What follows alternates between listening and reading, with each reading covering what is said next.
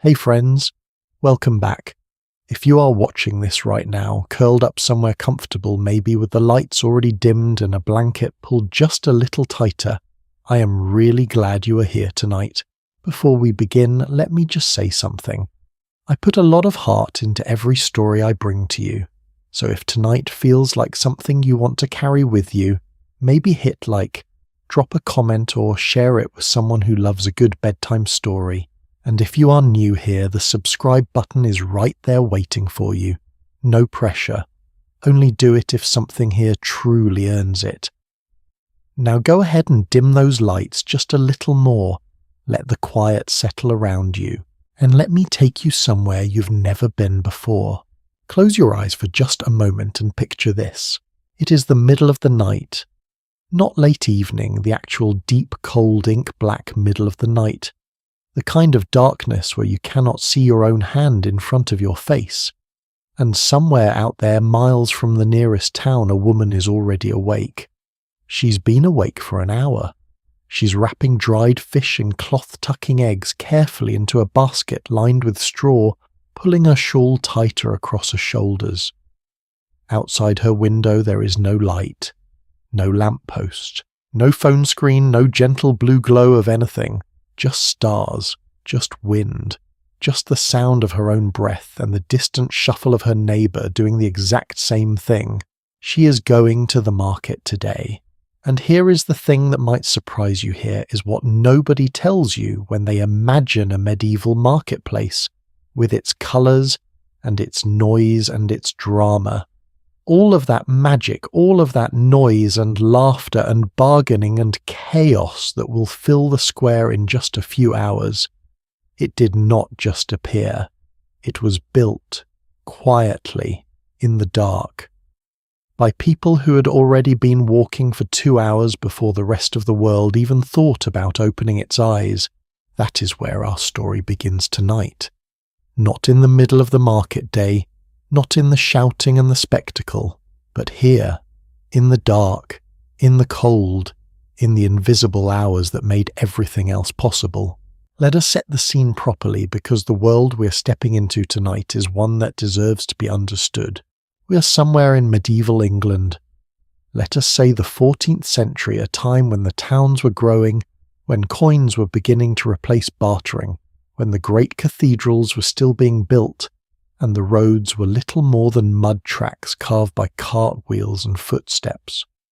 This is not the fairy tale version of the Middle Ages with gleaming knights and elegant feasts.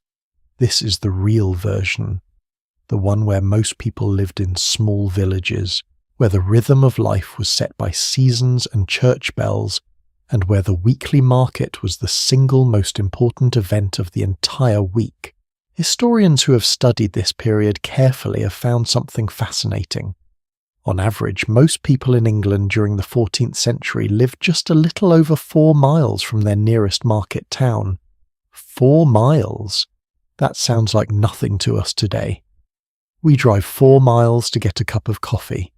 We walk 4 miles for exercise on a lazy Sunday afternoon.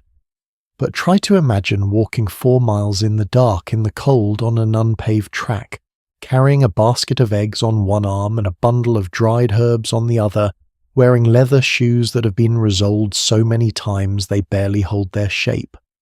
That is a different kind of 4 miles entirely, and those were the people who lived close. Some sellers came from much farther away. Merchants who dealt in heavier goods, wool-grain livestock, sometimes began their journey, the evening before camping along the road, or sleeping in their carts, arriving at the edge of town before the gates even opened. The gates! Yes, medieval market towns had gates, and those gates mattered enormously. Because here is something most people do not realize about the medieval market. It did not just begin whenever people showed up. It began at a very precise, very deliberate, very regulated moment. The church bell. That is what started everything. Every single market in medieval England and across most of Europe was governed by something that historians sometimes call the market peace. The idea was simple, but powerful.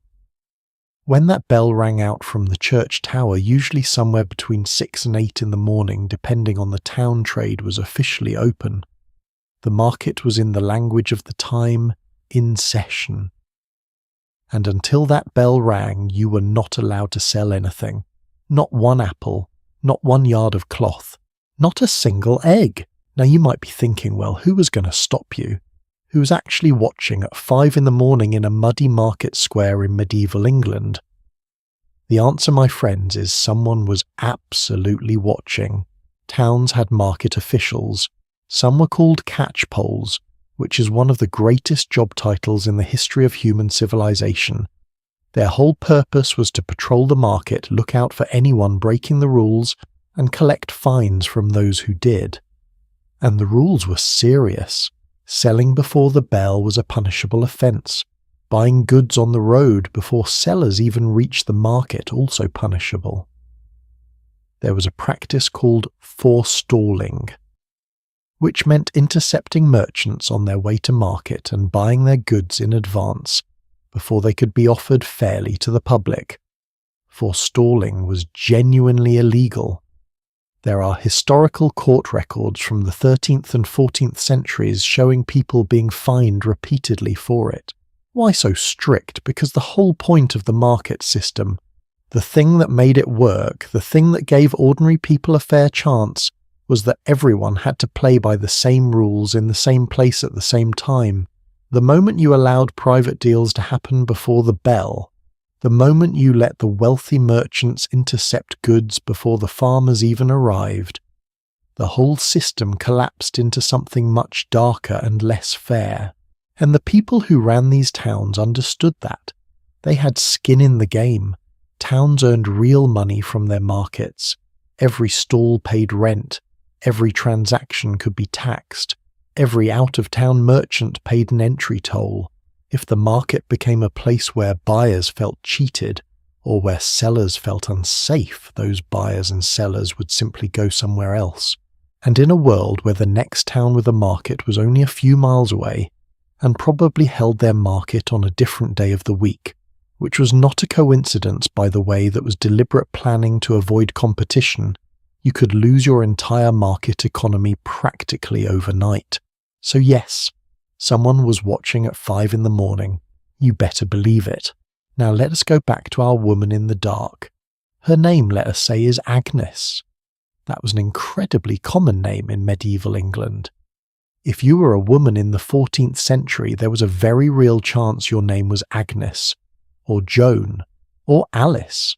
Let us call her Agnes. Agnes lives in a small village, a cluster of maybe 20 or 30 families a few miles outside a market town.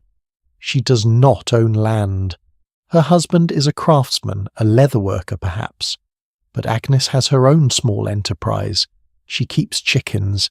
She grows herbs in a kitchen garden.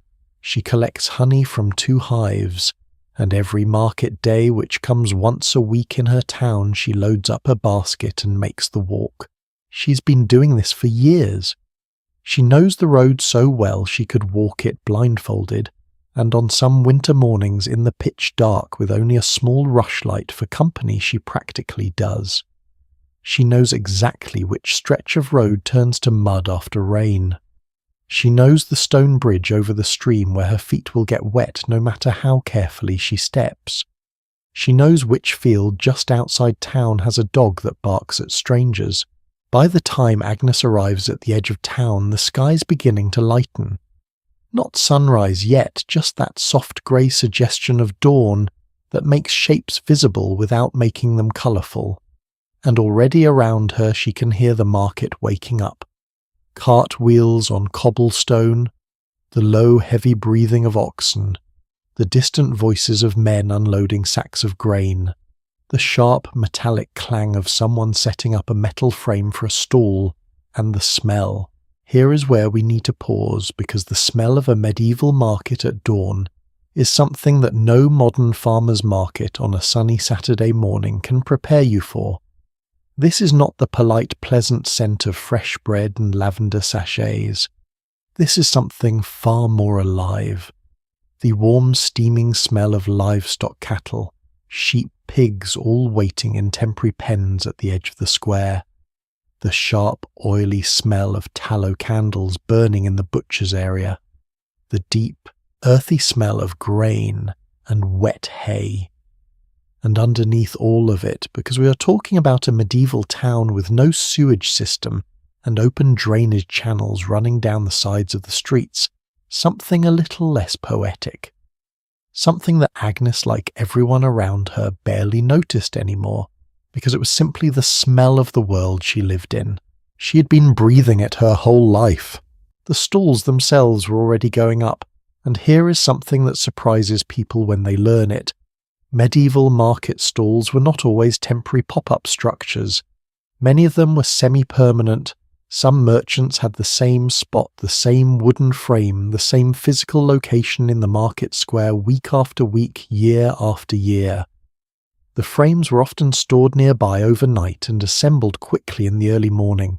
Others were genuinely permanent little wooden structures with enclosed tops almost like tiny shops, built right into the perimeter of the market square, where a merchant could lock up his goods and come back the following week to find them still there.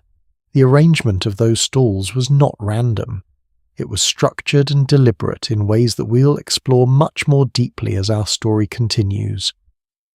But for now, just picture it taking shape in the early morning light, a small city within the city built from wood and canvas and voices and breath, emerging from nothing in the space of an hour or two, ready to become the living, roaring, glorious, chaotic heart of an entire community. And at the centre of all of it, there was always the church, not just as a building, as a clock, as a referee, as the final authority over when this whole beautiful mess was allowed to begin. Agnes finds her usual spot. Not the best spot in the market, those are reserved for merchants with more power, more money, more status. But she knows her corner. She spreads a cloth across the wooden board that serves as her table. She arranges the eggs carefully the way she always does, in small groups that look abundant without being careless. She unpacks her dried herbs and hangs them from the little hook she has hammered into the wooden post beside her spot. She sets out her honey in a clay pot with a rag tied over the top. She is ready. Around her, dozens of other people are doing exactly the same thing. Some are nervous new sellers trying this for the first time, hoping the prices will hold and the crowds will come. Some are old hands at this, relaxed and unhurried, greeting their neighbours like old friends. Because these are old friends, people they have stood next to in this square every single week for 10, 15, 20 years. The sky is pink now. Pale pink, the colour of the inside of a seashell along the edge of the world. And then the bell rings. A single, clear, resonant ring from the church tower above the square. Then another.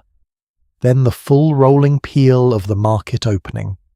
You can hear it in every corner of the town, echoing off the stone walls, rolling out along the roads, to the fields beyond, carrying the message for miles in every direction. The market is open. The gates of the town swing wide. The people who've been waiting, and there have been people waiting there, are always people waiting, flood in. Farmers from outlying villages, townspeople who need food for the week, craftsmen looking for materials, children sent by their mothers with a few coins and a very specific list. The whole noisy, breathing, living organism of the medieval marketplace shudders and comes to life. Agnes takes a breath, looks at her eggs, looks at the crowd beginning to push and flow between the stalls. Somewhere across the square, someone is already arguing loudly about the price of something. A dog is barking, a child is crying, a man is laughing at something so hard he is bent double. This is it. This is what she walked 4 miles in the dark for, and it is only the beginning. Because here is what I want you to understand as you settle in tonight, as the quiet wraps around you and the story begins to pull you deeper. The medieval market was not just a place to buy and sell things. It was the most complex, the most layered, the most human institution of its age. It had laws and power and corruption and beauty and tragedy all packed into the same muddy square. Every stall hid a story. Every coin changed hands, carrying the weight of someone's survival. And we are just getting started. In a few moments, we're going to look at the invisible document that made every single market legal, the market charter, the royal permission that turned a field into a marketplace, and the fierce, sometimes violent competition between towns to own one. You might be surprised how much that piece of parchment changed the lives of ordinary people, and you might be even more surprised to discover who really controlled it all. Stay with me. The market is just opening. There is so much more to see. Something quietly remarkable sits at the heart of every medieval market, not the noise, not the colour, not the smell, but a single piece of parchment. Animal skin scraped thin and smooth, covered in careful Latin handwriting, stamped with a wax seal. A document so powerful that without it every stall in that market square was technically illegal. Every sale a criminal act. Every coin exchange could be seized. We are talking about the market charter, and if you think the story of a piece of paper could not possibly be interesting, hold that thought. Because the things people did to get one, protect one, or destroy someone else's, honestly it reads more like a rivalry between rival restaurants in a cutthroat city than anything you would expect from the Middle Ages. Let me explain how this whole thing worked, because it is one of those systems that seems simple on the surface and turns out to be extraordinarily clever underneath. From around the 12th century onward, no town in England and across most of Western Europe could legally hold a regular market without permission from the king. That permission came in the form of a royal charter, a physical document drawn up in the royal chancery listing the specific terms of the grant. What days the market could be held, what goods could be traded, whether a fair, a larger seasonal event was also permitted, and crucially, the name of the person or institution to whom this privilege was being granted. Now here is the part that I find genuinely fascinating. The king did not give these charters away out of generosity. He sold them. Towns and lords paid real money, sometimes very substantial sums, to secure the right to hold a market. And in exchange they received something extraordinarily valuable: exclusivity. When a chartered market was granted for specific market days, a nearby rival market could not legally open on those same days. Read that again slowly because it matters. If your town held a charter for Thursday market days, no other town within a certain distance could hold its market on Thursday. This was not a suggestion. It was legally enforceable, and it meant that the moment you had a charter, you had a monopoly on commerce in your area, at least for that day of the week. Think about what that meant for the towns that had charters, and what it meant for the towns that did not. There is something I want to pause on here because it connects to a question that I think matters beyond just medieval history. Have you ever wondered why some small towns thrive, while others just a few miles away slowly fade into nothing? Why some places become centres of commerce and life, while neighbouring villages stay quiet and forgotten? In the medieval world, the answer was often, this one town had a charter, and the other did not. A chartered market attracted traders, which attracted customers, which brought in tolls and taxes, which funded better roads, better infrastructure, better amenities, which attracted more traders. It was a wheel that once set spinning was very hard to stop. Towns that secured charters early and held on to them built advantages that compounded over generations. Towns that missed out found themselves permanently in the shadow of their neighbours. The records preserved in England's National Archives still hold the charter rolls from the years 1199 onward, the painstaking lists of every grant the king made. Historians studying these documents have found that the peak years for charter grants in England were roughly between 1240 and 1270. During those 3 decades, lords and towns were petitioning the king at a remarkable rate, all of them understanding that this was a race, and that finishing second meant finishing nowhere. One of my favourite small stories within this big story comes from a charter dated February 9th, 1267. The king at that time was Henry III, a monarch who granted a very large number of market charters during his reign, and on that particular February day, he granted a charter to a woman named Matilda Passaleu. The document, which still exists and can be consulted in the National Archives in London, granted Matilda the right to hold a weekly market and an annual fair on her manor in Suffolk. A woman, in the 13th century, holding a royal market charter in her own name. I think about Matilda sometimes. What it would have taken for her to secure that document. The petitioning, the negotiation, the money exchange, the Latin letters she would have had someone write on her behalf. And then the charter arriving, this stiff formal piece of parchment with the king's wax seal, smelling faintly of the chancery scribe's candles and what she did with it.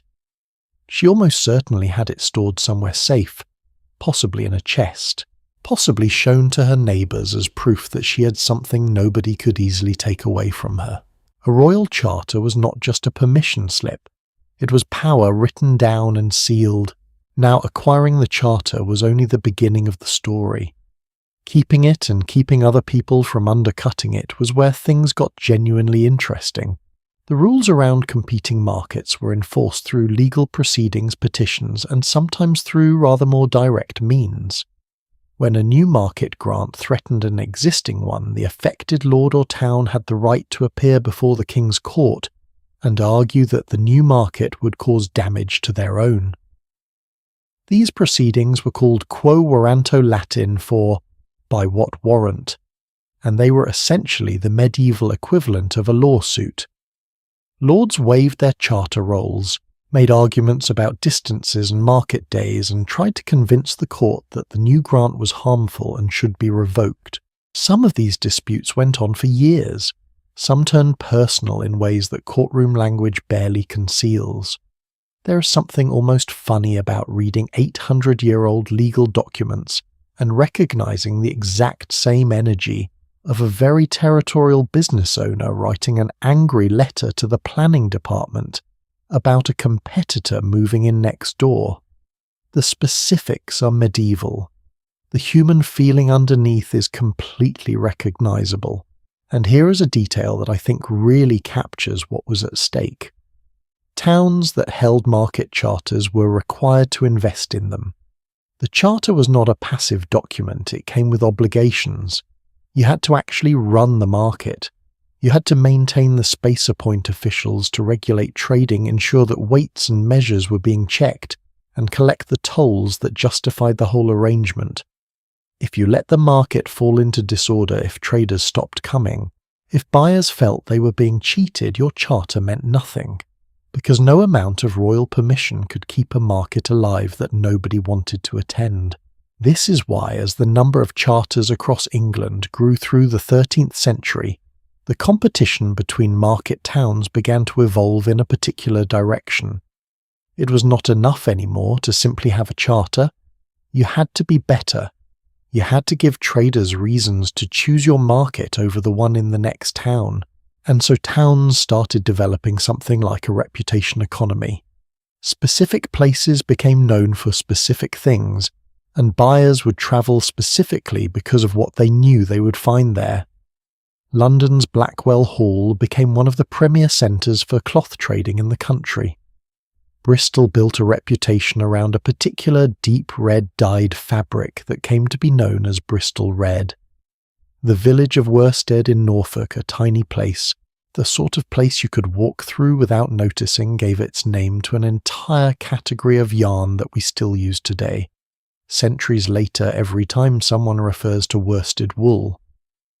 Even the word, that everyday textile word in the English language, is a monument to one small medieval market town that did something well enough and for long enough that the world never forgot it. That is the kind of legacy a market charter could build. Not just commerce, identity, language, history embedded in the fabric of everyday life, quite literally. But there is another side to this story, and it is one that the formal documents tend to gloss over, because the formal documents were written by and for the people who benefited. Not everyone who wanted a charter could get one. The cost alone put it beyond the reach of most ordinary communities, and even if a village somehow scraped together the funds and secured the grant, what happened when a powerful lord nearby decided he did not like the competition? The legal system was real, but it was also slow, expensive, and tilted significantly toward those with money and connections. Small grants could be challenged, undermined, or simply ignored by powerful neighbours who knew that the people holding the charter lacked the resources to fight back effectively. There is a reason that the towns which kept thriving across the medieval period tended to be the ones with powerful patrons, a lord, a bishop, a monastery, with significant land holdings and the political weight to protect their charter against rivals. The document gave you rights. The patron gave you the power to enforce them.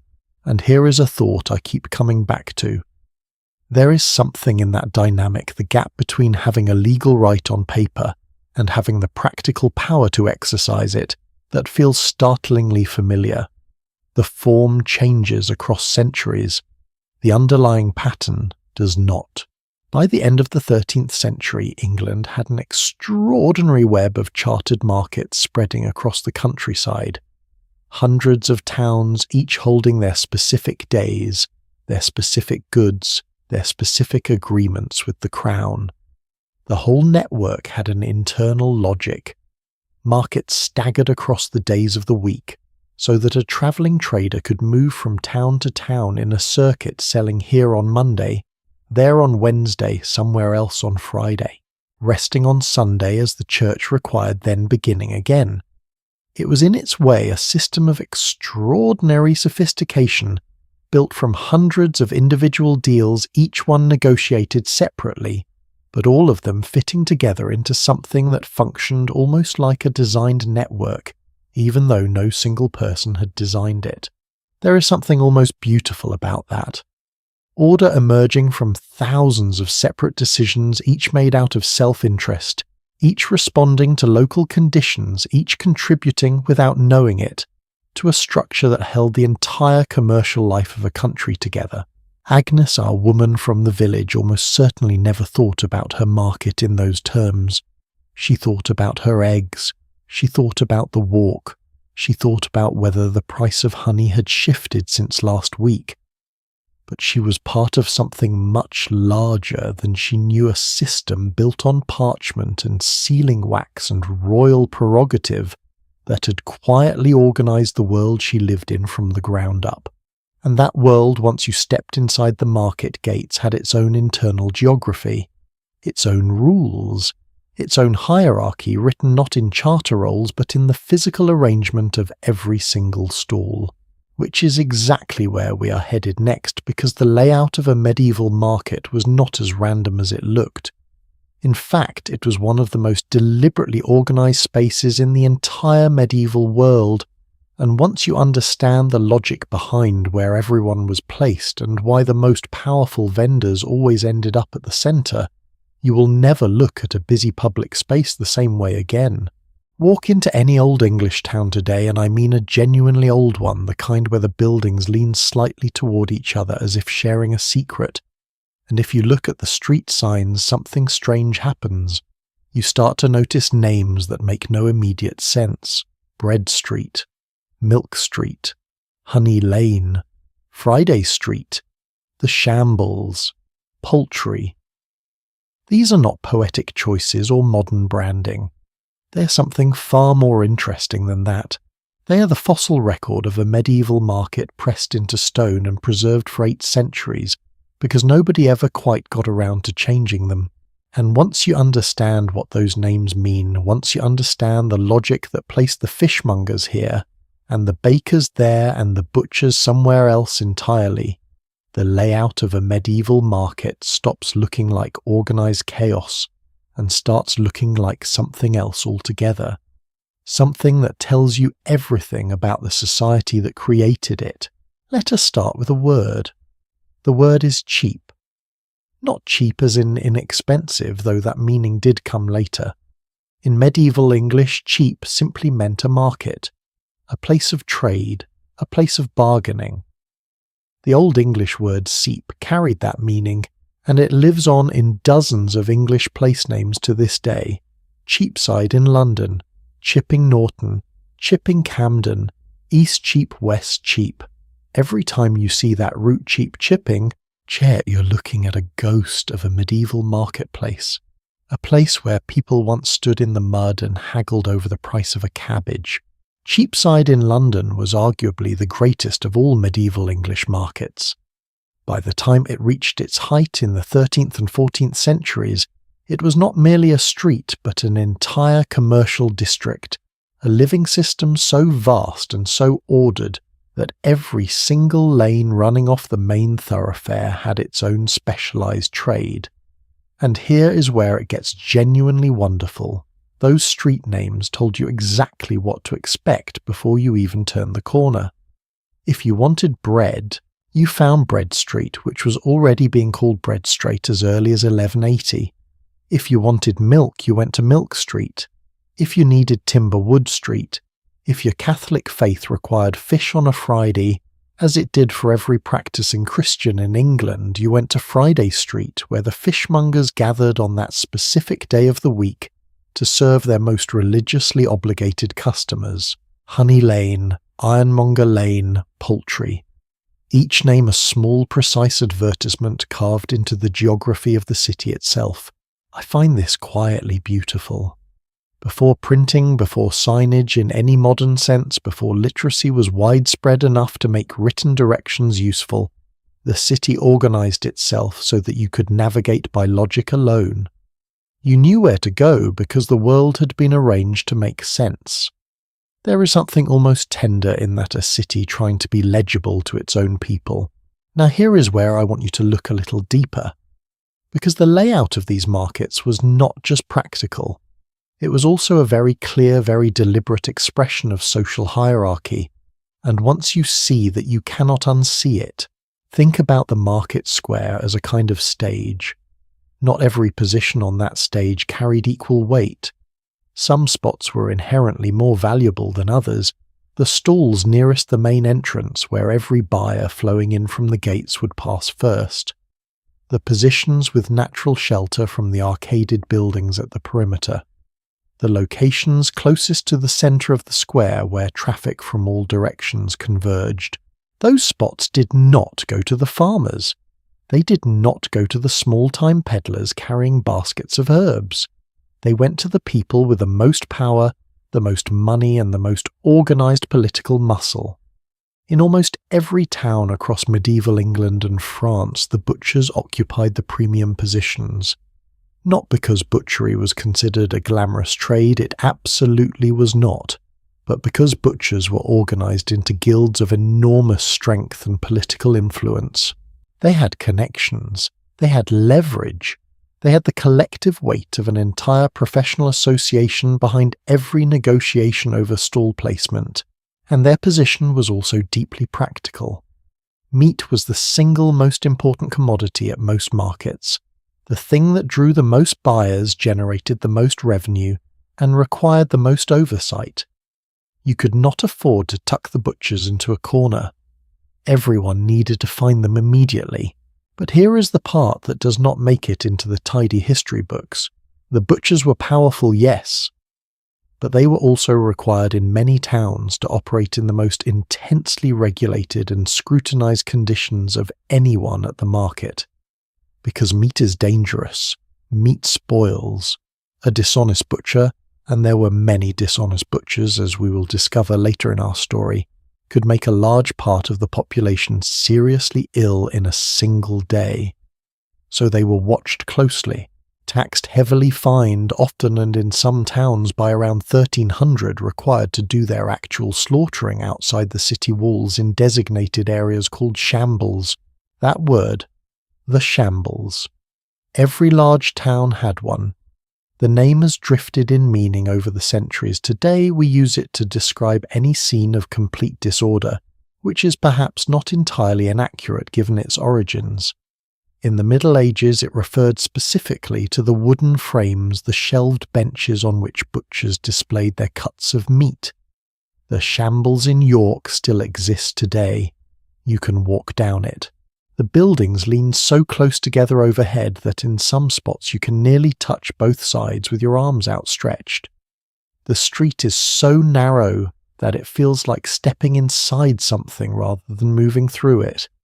And if you look carefully at the ground floor windows, wider than usual, lower than usual, you're looking at the descendants of the medieval display benches where meat was laid out for buyers to examine. Standing there 800 years later, you can almost hear it. Now, a question worth sitting with for a moment: if you had lived in a medieval market town and someone offered you a stall position, any position anywhere in the square, where would you want to be? Most people say the centre. And most people would be wrong. The centre of a medieval market square was not the most desirable commercial position. It was often occupied by temporary stalls that could be cleared quickly, or by the market cross, or by the pillory, which we will come to in part 10 of our story, and which is a genuinely fascinating part of market life I'm very much looking forward to telling you about. The true premium positions were the arcaded ground floors of the permanent buildings ringing the perimeter of the square, sheltered from rain, solid structure behind you, lockable storage on the upper floors for your inventory. The ability to be present every single day, not just on market days if you ran a genuine shop rather than a weekly stall. And the buildings themselves encoded status in a way that is still physically visible in surviving medieval towns. Have you noticed when walking through a genuinely old market town how strangely narrow the buildings are? 3 stories tall, sometimes 4, but perhaps only 3 meters or 4 meters wide at street level. The reason is taxation. Ground floor frontage on a market square was taxed by width. The narrower your buildings faced to the street, the less you paid, so merchants built tall and narrow, maximizing vertical space while minimizing the tax surface. What looks like an architectural quirk is actually centuries of rational response to a fiscal system. Every building was an argument about money pressed into timber and stone. Away from the centre, the geography of a medieval market told you exactly where you stood in the world. The luxury goods, the spices, the fine cloth, the goldsmith work clustered close to the main square, near the wealthiest flow of traffic in positions rented at the highest prices. A little further out, the everyday necessities, grain bread, basic cloth pottery. Further still, the trades that nobody wanted as neighbours, the tanners, who used urine and dung in their leather working process, and created a smell that could stop a conversation at 30 paces. The dyers, whose vats of boiling colour ran into the street gutters in vivid toxic streams. The slaughterhouses. These trades were pushed toward the edges of town, toward the riverbanks, where the waste could flow away, toward the gates where the smell would dissipate before reaching the square. Town authorities issued ordinances about this, actual written rules specifying where certain trades could and could not operate. By 1300, in many English towns, live animal slaughter within the market area was already restricted or forbidden. The messiness and the noise and the terror of livestock being killed in public right next to the bread stall and the honey cellar had become socially unacceptable. This is something I think is worth pausing on. Medieval people are often portrayed as having no concept of public health or civic order, and yet here they were in the 13th century zoning their commercial districts by type of trade, regulating where hazardous or unpleasant activities could occur, thinking systematically about the relationship between commercial geography and the quality of life for the people who lived nearby. It was not our system. It was not perfect. But it was not nothing either. There is one more element of the market's physical design that I want to bring into this because it ties the whole picture together in a way that I find genuinely moving, and that is the market cross. In the centre or near the centre of almost every medieval market square stood a stone cross. Not a church, not a building, just a cross, sometimes simple, sometimes elaborately carved, sometimes with a small roof over it, to provide shelter for merchants below. The market cross served several purposes at once. It marked the precise location of the market visible from a distance, telling travellers that trade happened here. It provided a gathering point, a fixed reference in a space that otherwise shifted and changed week to week. And it did something else, something that cuts right to the heart of what a medieval market meant to the people who used it. It asked for God's blessing on the trade that happened beneath it. This was not ceremonial decoration. In a world where the line between commerce and morality was drawn very differently than we draw it today, where usury, meaning the charging of interest on loans, was considered a genuine sin, where the idea of a just price was debated by theologians as seriously as any question of doctrine, the presence of a cross in the market square was a constant reminder. Every transaction that happened here was happening under an implicit obligation, not just to the law, not just to the charter, to something larger. In Cheapside, London, the great Cheapside Cross stood at the heart of the market for centuries. It was gilded fresh for the coronation of every new monarch. Royal processions passed around it. It was the symbolic centre of London's commercial life, the point at which the sacred and the mercantile met, and at least in theory kept each other honest. Whether it worked is of course another question entirely. And the answer to that question is something we're going to explore in great detail very soon, because what was actually sold in the stalls surrounding that crossed the extraordinary range of goods that changed hands in a medieval market on any given week turns out to be one of the most startling, most surprising, most frankly jaw-dropping parts of this entire story. Stay with me. The market is fully open now, the crowds are thick, the noise is extraordinary, and we're about to walk right into it. Right. You have been patient, and now the market is fully alive around us. The bell has rung, the gates are open, the crowds are pressing in. So let us actually go shopping. And I want to be very clear about something before we start walking through these stalls together. If your mental image of a medieval market is something like a charming outdoor farmer's market, a little rustic, a little wholesome, fresh bread and cheerful vendors, maybe some folk music in the background, I need you to gently set that image aside. What was actually sold in a medieval marketplace was something far stranger, far more layered, and in at least a few cases genuinely jaw-dropping by any standard past or present. Let us begin with the thing everyone knows, and then immediately complicate it. The staples first, because even the ordinary goods carried a kind of weight we have lost touch with. Grain was the foundation of everything, wheat, rye, barley, oats, and the grain market was often physically separate from the rest of the market, precisely because of how much of it moved and how carefully it needed to be measured. 2 dozen eggs cost 1 penny in 14th century England. 2 chickens also 1 penny. A goose in London ran to about 6 pence. This sounds trivially cheap until you know that an unskilled labourer earned around 2 pence a day on a good week. Every purchase was a calculation. Every penny spent on market food was a penny not spent on something else equally necessary. Salt deserves its own moment of attention because we take it so completely for granted that its medieval significance is almost impossible to feel. In the 14th century, salt was not a seasoning. It was survival technology. Without refrigeration, without canning, without any of the preservation methods we rely on. Today, salt was the only thing standing between a decent catch of fish in September and starvation in February. It preserved meat through the winter. It cured hides. It was used in cheese-making, in medicine, in religious ritual. Towns that sat on salt deposits or near coastlines with salt pans held a form of strategic wealth that shaped the politics and economics of entire regions. When you see salt for sale in a medieval market, you are not looking at a condiment. You're looking at infrastructure.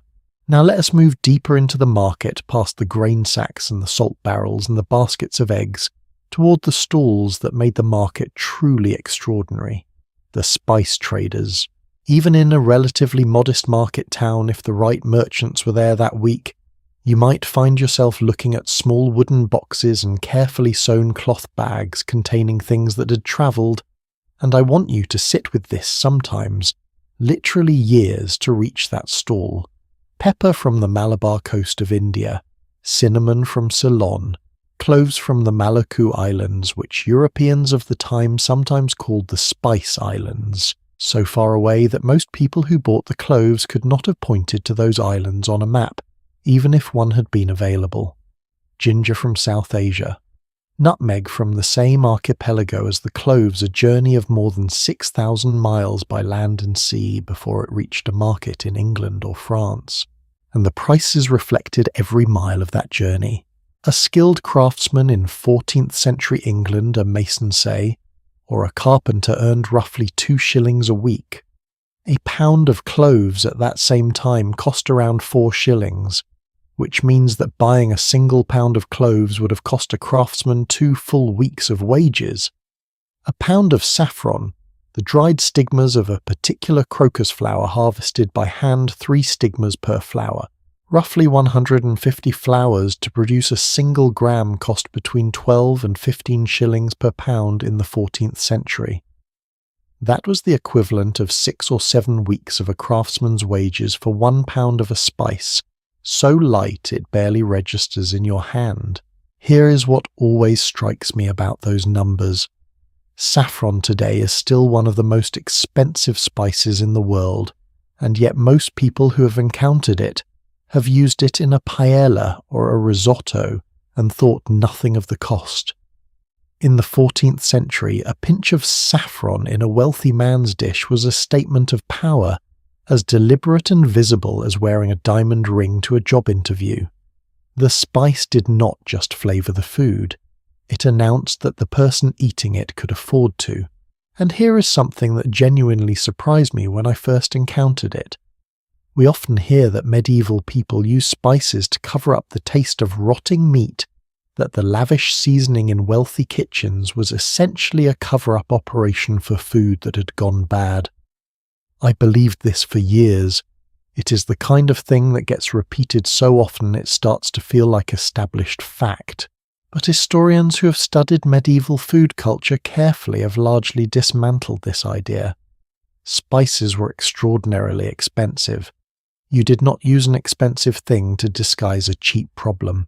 If your meat was rotten, you did not season it with 4 shillings worth of cloves, you threw it out and bought more meat, which was considerably cheaper. Wealthy medieval people use spices for exactly the same reason wealthy people today pay thousands of dollars for bottles of aged wine or tiny portions of truffled pasta. Because it was a performance. Because it demonstrated that they had access to something most people could not imagine affording. The spice stall in the market was not selling a utility. It was selling status bottled in small cloth bags and carried on ships from the other side of the world. Now, we need to talk about the other side of the market, the side that the polite history books sometimes gloss over, and that I find genuinely fascinating precisely because of how uncomfortable it makes modern sensibilities. Because alongside the grain and the salt and the exotic spices, medieval markets sold things that we would find deeply strange today. Some were strange because they reflect a medical understanding so different from ours that it might as well be from another planet. Some were strange because they reveal how porous the line between the sacred and the commercial was in medieval life. And some were strange because honestly they were just strange. Let us start with what the sellers themselves would have considered completely normal. Second-hand clothing. Not vintage, not curated, just clothing that had belonged to someone who no longer needed it, which in the Middle Ages frequently meant someone who had recently died. A good woolen tunic, even a used one, represented real value. Cloth was expensive and labour-intensive to produce. Nothing was wasted. Clothing passed from owner to owner, was mended and patched until the mending itself wore out, and eventually found its way to the market to begin a new life on someone else's back. There were dealers who specialised in this people, who knew the value of a particular weave or cut, and could price a dead stranger's garments with professional efficiency. We might find that unsettling. They found it practical. Medicinal ingredients of every description, and here is where it gets genuinely strange. Leeches sold alive in containers for the medical practice of bloodletting that dominated European medicine well into the modern era.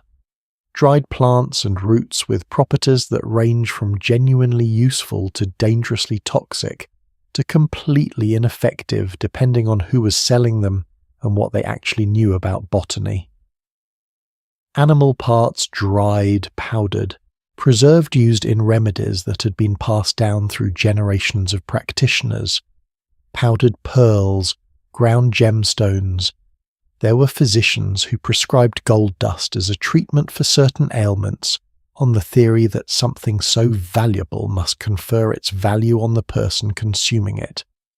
The market stall that sold medicinal goods was not distinguishable in any obvious way from one that sold food. This matters more than it might seem.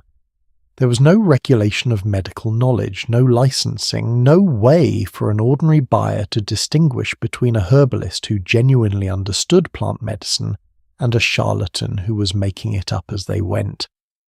You walked up to the stall, you described your symptoms, you paid for what they offered, and you hoped.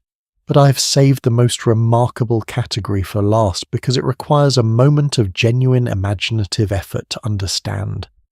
Not judgment, understanding. Relics. Bones, fragments, small objects all claim to be connected to saints, martyrs, holy figures. Pieces of the true cross, hair of the Virgin Mary, the tooth of a particular apostle, a vial of water from the River Jordan, a thread from the cloak of a well-regarded bishop who had died 200 years earlier. These things were not just religious curiosities, they were in the medieval understanding of the world objects of genuine power. To own a relic was to have access, through that physical object, to the spiritual influence of the holy person it was connected to. Relics could heal the sick. They could protect a household. They could, if prayers directed through them were answered, change the course of a person's life. And so they were bought and sold. Geoffrey Chaucer, who was walking through markets like the ones we've been describing when he was writing his Canterbury Tales in the late 14th century, gave us one of literature's most vivid portraits of this trade in his pardoner character. The pardoner is a man who travels from town to town and market to market selling indulgences and relics, claiming divine authority for documents he has almost certainly forged, and sacred objects that are, as Chaucer tells us with barely concealed contempt, pig bones.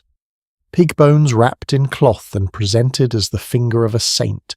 The market in relics was so extensive and so thoroughly infiltrated by forgeries that the church itself repeatedly tried to bring it under control and repeatedly failed.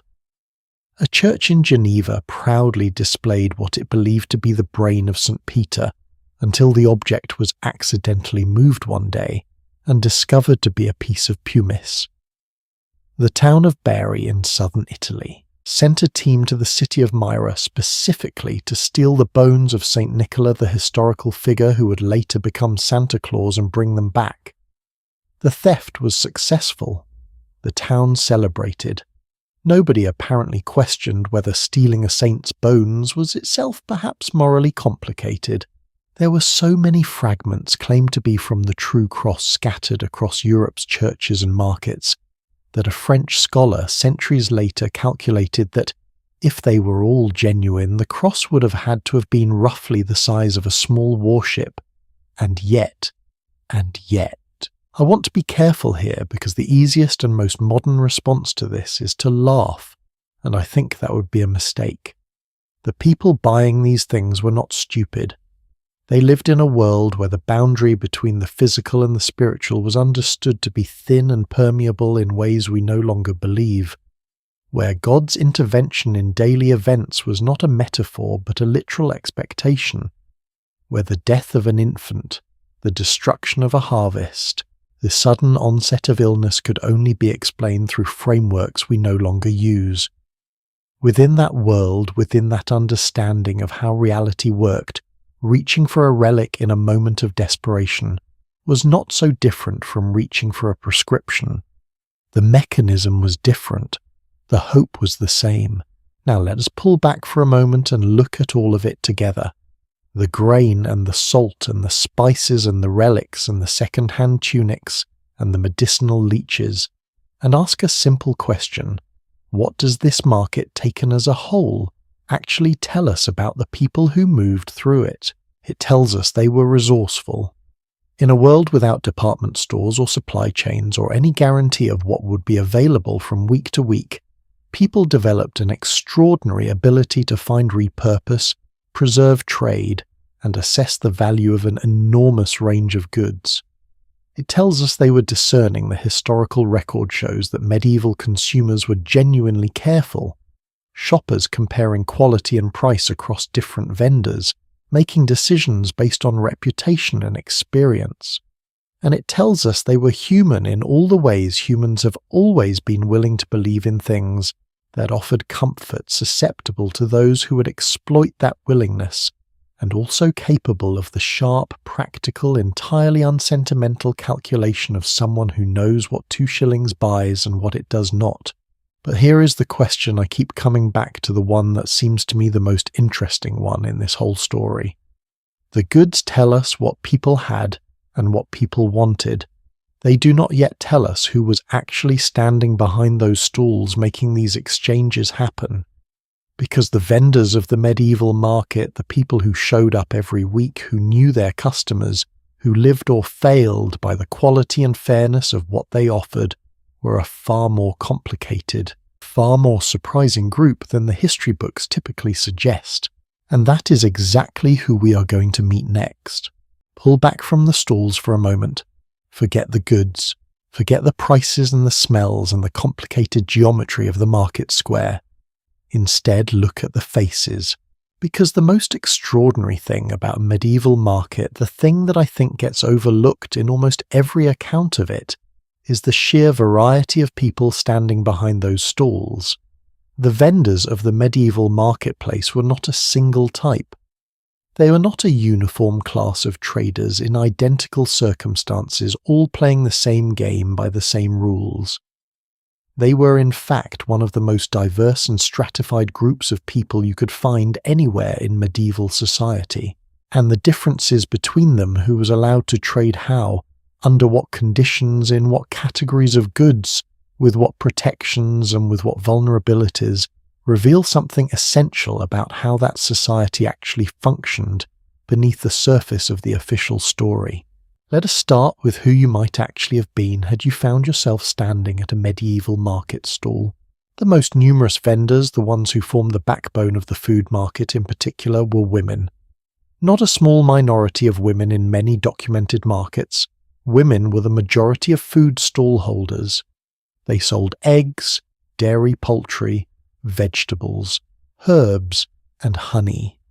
They sold preserved foods, and the most significant among them in terms of cultural and economic impact were the alewives.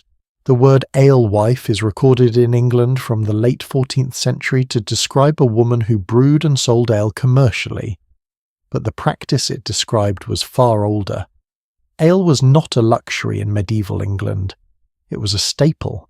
It was the safest liquid most people drank in a world without reliable clean water, because the brewing process, the boiling, the fermentation killed the things that would otherwise have made you seriously ill. Children drank it in diluted form. Labourers carried it in the fields. It was as fundamental to daily survival as bread, and for most of the medieval period women made it. The record suggests that brewing was understood culturally and practically as women's work. It grew naturally out of household management. Wives brewed for their families, and the step from brewing for family consumption to selling the surplus to neighbours was a small one. An alewife from Oxford named Maud London appears in 14th century records as a respected and commercially active brewer. She was not unusual, She was representative of hundreds of women like her across England and France, who had built real independent commercial lives out of a trade that was entirely their own. Here is the thing that I find genuinely poignant about the alewife story, though. It had an ending, and the ending arrived not because these women failed at their trade, but because their trade succeeded. As ale production became more profitable, men organised into guilds backed by capital, with legal advantages that married women under coverture law simply could not access, moved in and took it over. By the 16th century, the large-scale professional brewery was predominantly male. The alewife did not disappear overnight. She was slowly, systematically edged out of a trade she had essentially invented by an economic and legal system that was better designed to consolidate wealth in male hands.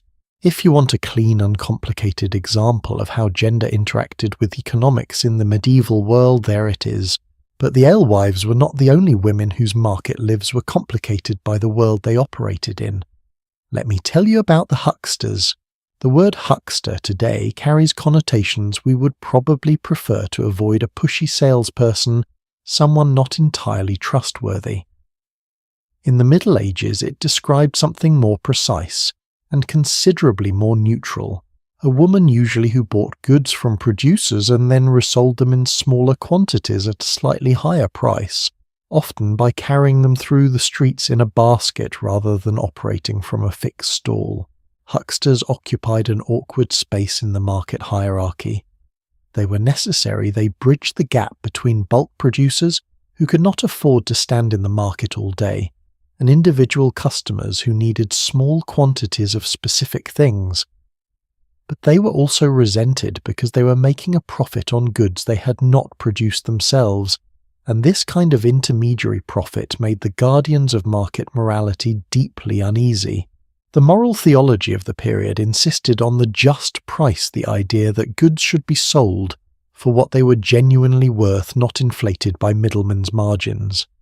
Hucksters were perpetually suspected of violating this principle, and yet there they were week after week, because without them the market functioned less efficiently for everyone.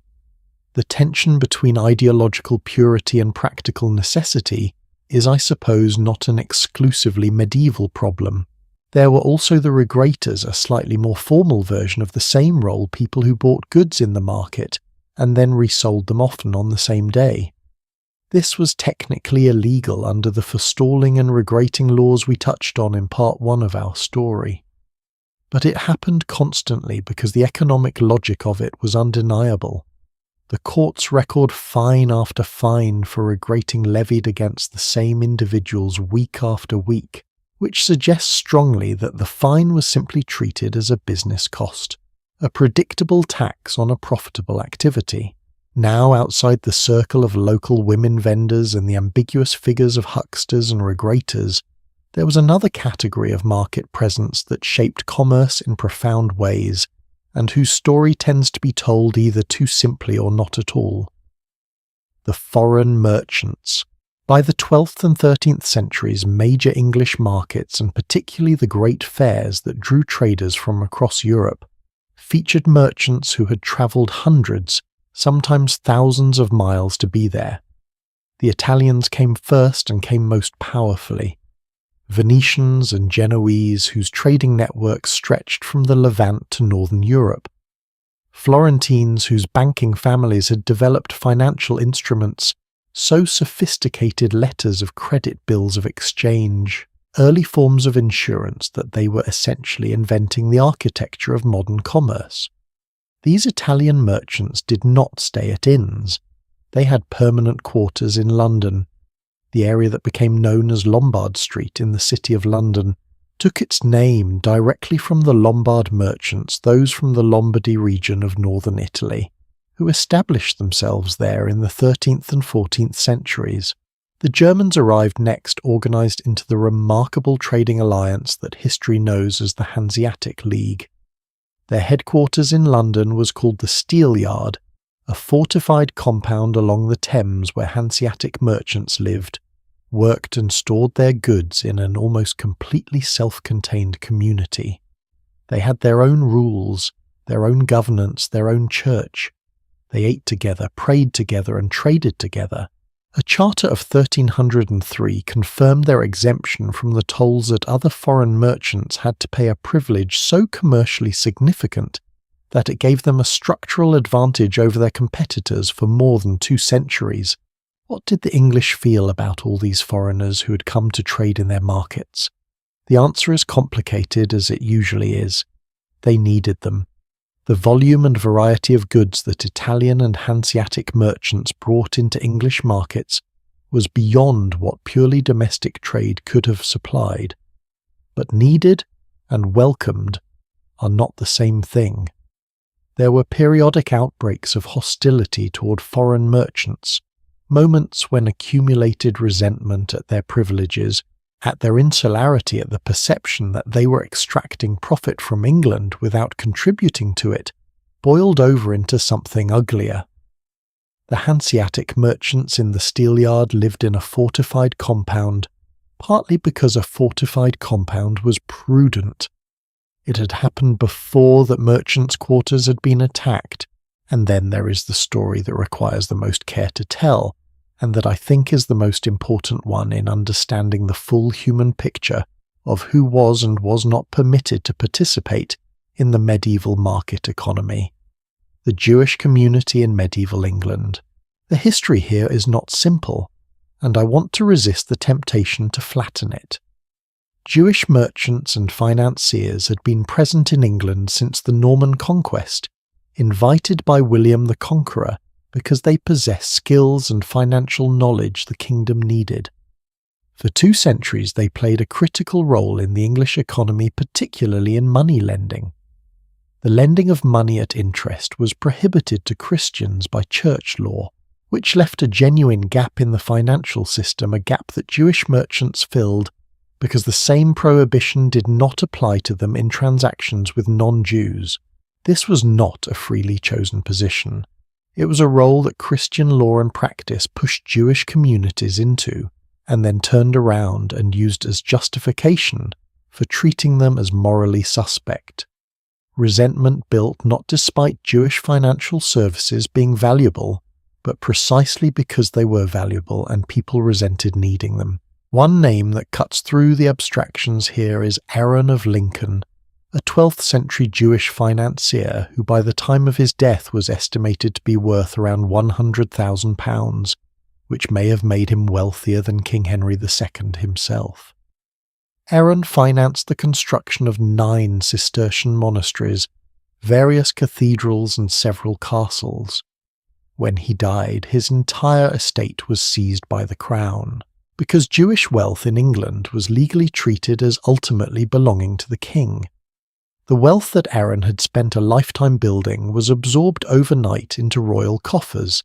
This pattern, Jewish communities permitted to accumulate financial resources, then taxed exorbitantly, then stripped of protections, then ultimately expelled, repeated itself with terrible consistency. In 1290, King Edward I issued the Edict of Expulsion, removing the entire Jewish population from England. Historians estimate that somewhere between 16,000 and perhaps fewer people were forced to leave the only country many of them had ever known. Parliament agreed to this expulsion in exchange for a tax grant worth £116,000, the largest single tax of the medieval period. A community was traded for a budget line. Jewish people did not return to England legally for more than 350 years. I think about the market stalls in London, in York, in Lincoln after 1290 and what was simply absent. The goldsmiths, the physicians, the merchants, the scholars, a diverse community reduced in popular memory and in legislation to a single caricatured role, and then removed entirely. The gap they left was filled. It usually is. Italian bankers from Lombard Street stepped into the financial functions. But what could not be filled was the absence itself, the particular texture of a community that had been part of English commercial and cultural life for 200 years and was now simply gone. What does all of this tell us taken together? What does it mean that the vendors of the medieval market included alewives being pushed out of their own industry, hucksters being fined for the profitable crime of middlemanship, Italian merchants living in London as financial aristocracy, German traders fortified behind walls against popular resentment, and a Jewish community that was first exploited and then expelled? It tells us that the medieval market, for all its colour and noise and extraordinary range of goods, was not a level playing field. It never was. Every vendor standing behind a stall had a different relationship with the law, with the guilds, with the social structures that determined who could do what and under what conditions. And the closer you look at those differences, at who was protected and who was not, who held privilege and who paid for it, the more the market reveals itself as something beyond commerce. It was as I keep coming back to a mirror, and what it reflected was the full complexity of the society that created it, ambitious, creative, unjust, resilient, and utterly irreducibly human. But here is what I have been holding back, the part of the market story that involves real theatre, real drama, and real consequences happening right in the middle of the crowd. Because once the goods were laid out and the buyers arrived and the selling began, another set of actors stepped onto this stage. The people who had figured out how to exploit the system and the people whose job it was to catch them. The art of the deal in a medieval market was not what you might expect, and neither were the consequences of getting it wrong. Here is something that might genuinely surprise you, given everything we tend to assume about the rough and tumble chaos of a medieval marketplace. In the food stalls, the bread, the grain, the ale haggling was actually illegal, not discouraged, not frowned upon, illegal, punishable by fine. I find this one of the most counterintuitive facts about medieval commerce, and it took me a while to fully understand the reasoning behind it. We associate the market with bargaining almost by instinct. You walk up, you make an offer, they counter, you settle somewhere in the middle. That is what markets do right. But medieval authorities saw food bargaining very differently, and their reasoning was rooted in something deeper than mere economics. It starts with an idea that dominated medieval thinking about trade for centuries. Theologians, lawyers, and civic authorities all wrestled with what they called the just price, Latin pretium justum, a concept that sounds simple until you try to pin it down. The basic idea was that every good had an objectively fair value, and that buying or selling at any price wildly different from that value was a moral problem. Not just a financial one, a moral one. You were not simply taking advantage of a situation. You were in the theological framing of the time committing a kind of injustice against another person. The greatest thinkers of the age debated exactly what made a price just. Was it the cost of production, the standard market rate that everyone in town agreed on, the price that allowed both buyer and seller a fair and modest living? The answers varied, but the underlying concern was consistent. Commerce was not morally neutral. Every transaction carried ethical weight. The market operated under an implicit obligation to fairness that went beyond mere contract law. This sounds almost quaint from our vantage point from inside an economic system, where the price of something is simply whatever someone will pay for it. But follow the logic forward, and it actually makes a strange kind of sense. In a world without price transparency, without standardization, without any of the mechanisms we rely on to know whether we are paying a fair amount for something, the just price framework was a way of building trust into a system that desperately needed it. If you knew the baker charged everybody the same for the same loaf, you could walk up to his stall with confidence. The moment bargaining entered the picture, that confidence evaporated. Now you had to wonder, am I getting the same deal as everyone else? Is this the real price, or is he starting high because he thinks I look gullible? Remove the haggling and you remove a whole category of anxiety from the marketplace. The just price was not just idealism. It was a practical technology of trust. Now, the most important mechanism through which this principle was actually enforced, and I think this is one of the most fascinating administrative innovations of the medieval period, was the assize of bread and ale.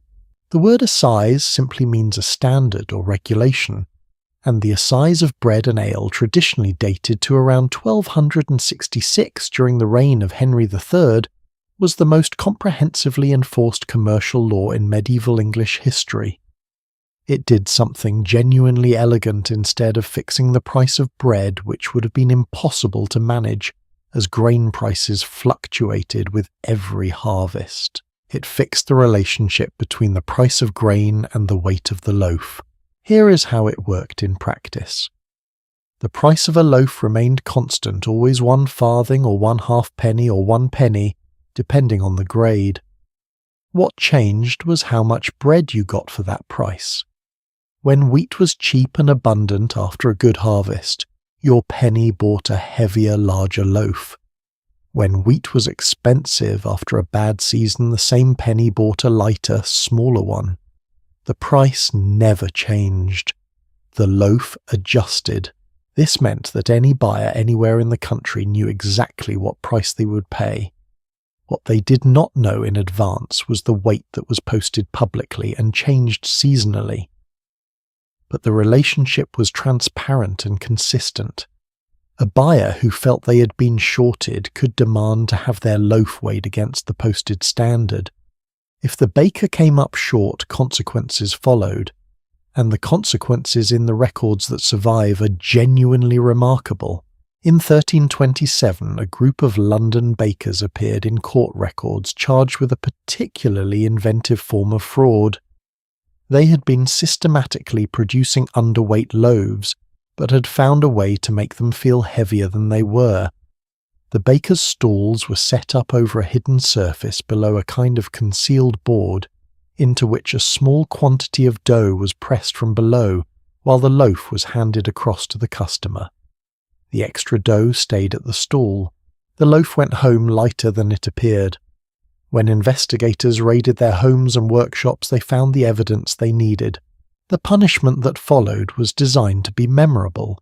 The offending bakers were placed in pillories, the wooden restraining boards that held a person's head and hands, in the public market square where they had operated. And they did not go to the pillory alone. Each fraudulent loaf was tied around the baker's neck so the crowd could see exactly what the crime had been and what it had looked like in practice. There is something both harsh and oddly logical about that image. The punishment perfectly mapped to the offence. You sold false bread. Here is the bread. Here is the falseness. Stand here and let everyone who bought from you see what you did. This was not an isolated case. The records of medieval English courts, manorial courts, borough courts, royal assize courts are full of bread fraud cases. Some bakers baked loaves with coins or scraps of metal hidden inside to add weight when the bread was assessed. Others kept their properly weighted loaves prominently displayed for inspection, while selling lighter ones from a hidden supply. Others still simply sold bread that was slightly underweight across the board, calculating that the fine when caught was cheaper than the profit from consistently short measuring. And here is the detail that I keep coming back to, the one that really illuminates the mindset of the people involved. Many bakers were fined for the same violation repeatedly. The same names appear in court records year after year, paying the same fine, continuing the same practice. The fine was not a deterrent. It was a business cost built into the pricing model. Pay the fine, keep the scheme, do the math. In this sense, medieval bread fraud had achieved something very modern. It had priced regulatory risk into its operating costs. But bakers were by no means the only creative fraudsters in the medieval market. Let us talk about some of the others, because they are genuinely extraordinary. Cloth merchants faced their own system of regulation and their own temptations. The quality and width of cloth was supposed to meet defined standards. Inspectors existed specifically to check that cloth was woven to the correct thread count and the correct width. Wool weavers discovered that if you stretched the cloth before weaving it, the finished product would look wider and fuller than it actually was. When the cloth relaxed after purchase, it shrank. The customer got less than they thought. This was documented in medieval court records. The cloth was stretched, it was sold, it shrank. The merchant was fined. The merchant stretched the next batch. Spice merchants, and here we enter genuinely sophisticated fraud territory, given how expensive the products were, had their own repertoire. Pepper worth 4 shillings a pound in the 13th century, and therefore an enormous temptation for creative accounting, was sometimes sold damp. Wet pepper weighed more than dry pepper. By the time the customer got home and the pepper dried out, they'd paid full price for less spice than they thought. An ancient writer documenting the trade noted that merchants sometimes sprinkled litharge, a lead compound, over old pepper to make it heavier and appear fresher. Old pepper is light as any trader knew. Heavy pepper looked new. The customer paid for freshness they were not getting. And lead, of course, is not a spice.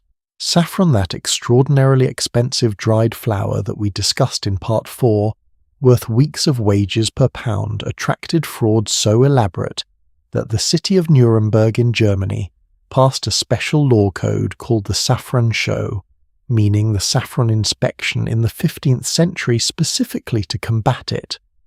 Fraudsters mixed genuine saffron threads with the very similar-looking stamens of marigolds and other flowers, which had no flavour or colour value whatsoever. They stored saffron in damp conditions to absorb water and add weight. They soaked threads in honey or oil for the same purpose. The Saffron Show imposed genuinely serious consequences for saffron fraud. We're talking about punishments severe enough to function as a genuine deterrent, which was unusual enough to be worth noting. In Nuremberg, at least, the fraud was controlled. Elsewhere in Europe, it continued merrily. Now you might be wondering, how did buyers protect themselves in a system where fraud was this common and this varied? The short answer is experience, reputation, and community knowledge. Medieval market buyers were not passive. They were experienced, often sharp-eyed, and deeply aware of the tricks that could be played on them. A regular market goer knew how a properly weighted loaf should feel in the hand. They knew what fresh pepper smelled like versus damp pepper. They knew which cloth merchant had been fined recently and which one had an unblemished record. In a world before consumer reviews, before brand names, before any of the institutional mechanisms we use today to assess quality and trust reputation, was the only currency that really counted, and it was tracked by the entire community. This is actually where the just price concept operated most powerfully in practice. Not as an abstract theological doctrine, but as a lived social reality. A merchant who cheated in a small community where everyone knew everyone could not outrun their reputation.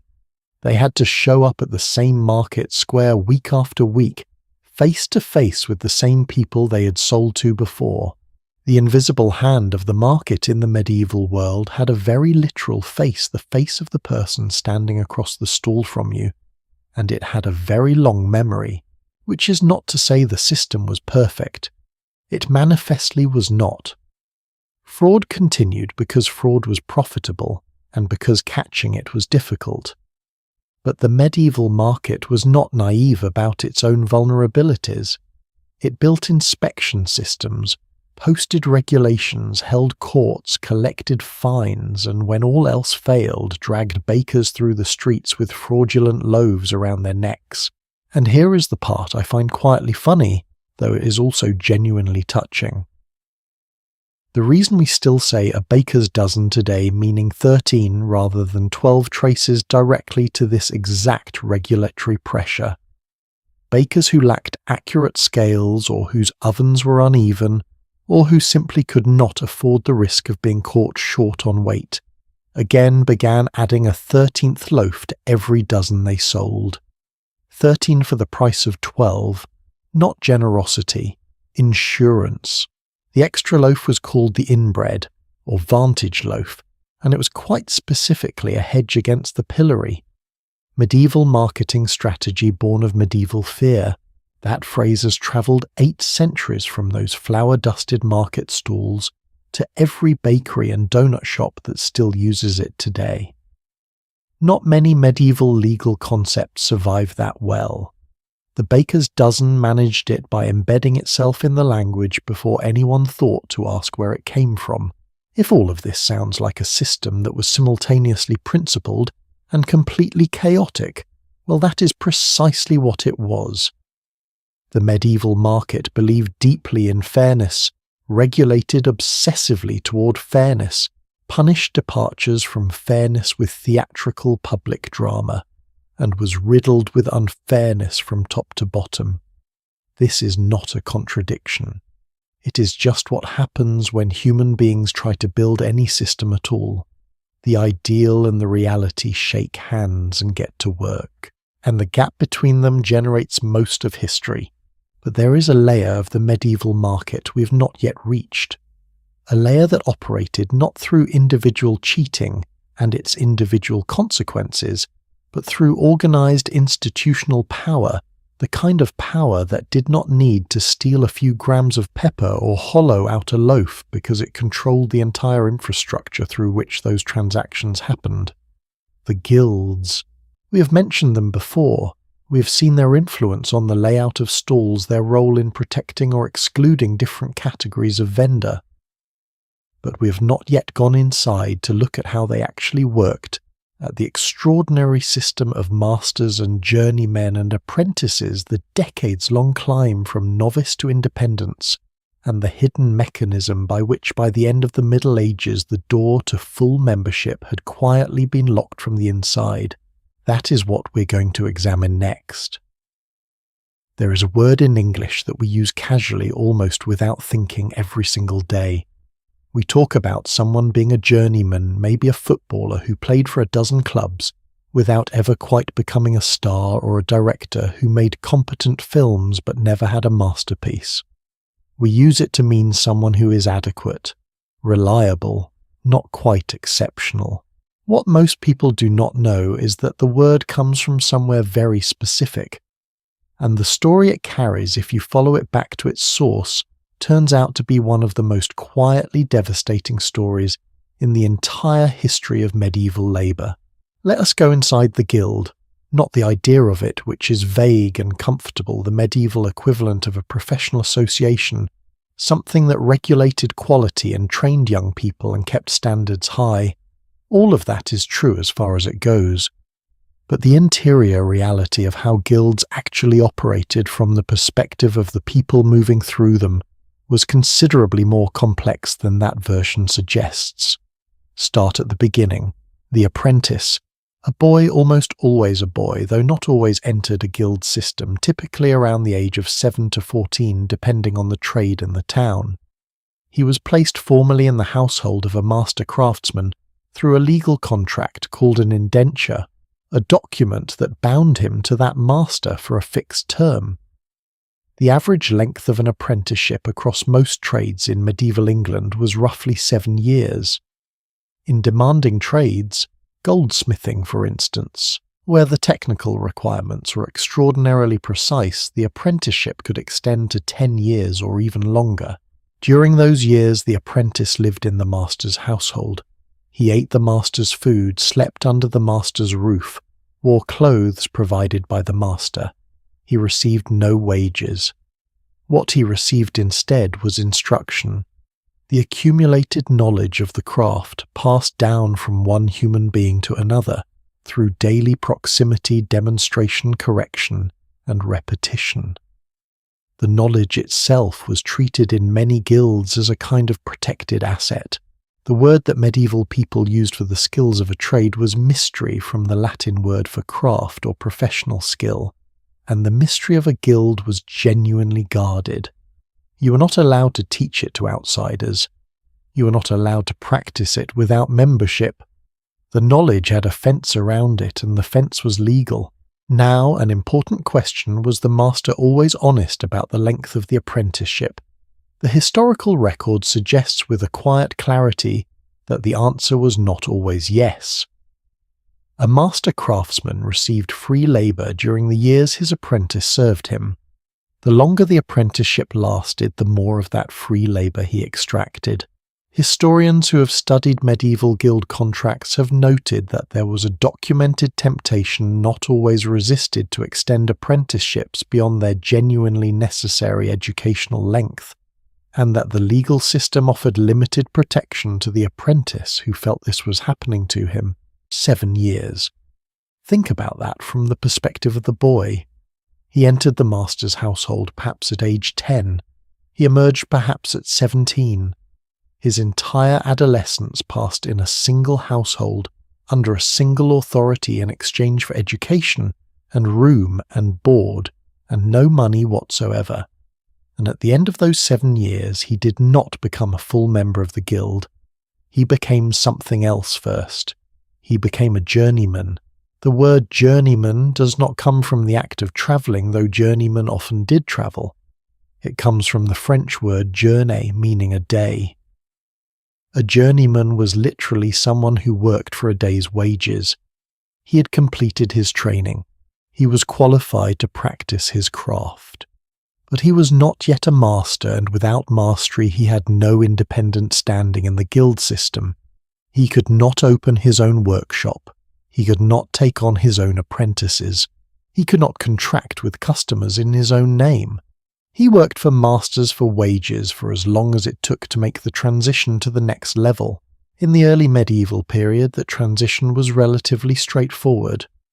A journeyman who had practiced his craft for a few years saved enough money and produced a piece of work, the famous masterpiece.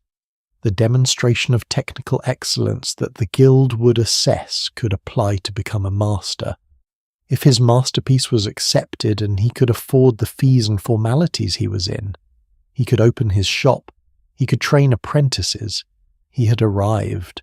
This is the version of the guild system that gets described in the history books, and it is accurate for a particular period and a particular set of circumstances. But here is what those history books sometimes fail to mention. By the later medieval period, roughly the 14th century onward, something had begun to change, and the change was not good news for journeymen. As the great guilds of London and the major cities grew richer, more politically powerful and more conscious of their own status, the barriers to becoming a master quietly began to rise. The fees required for membership increased substantially.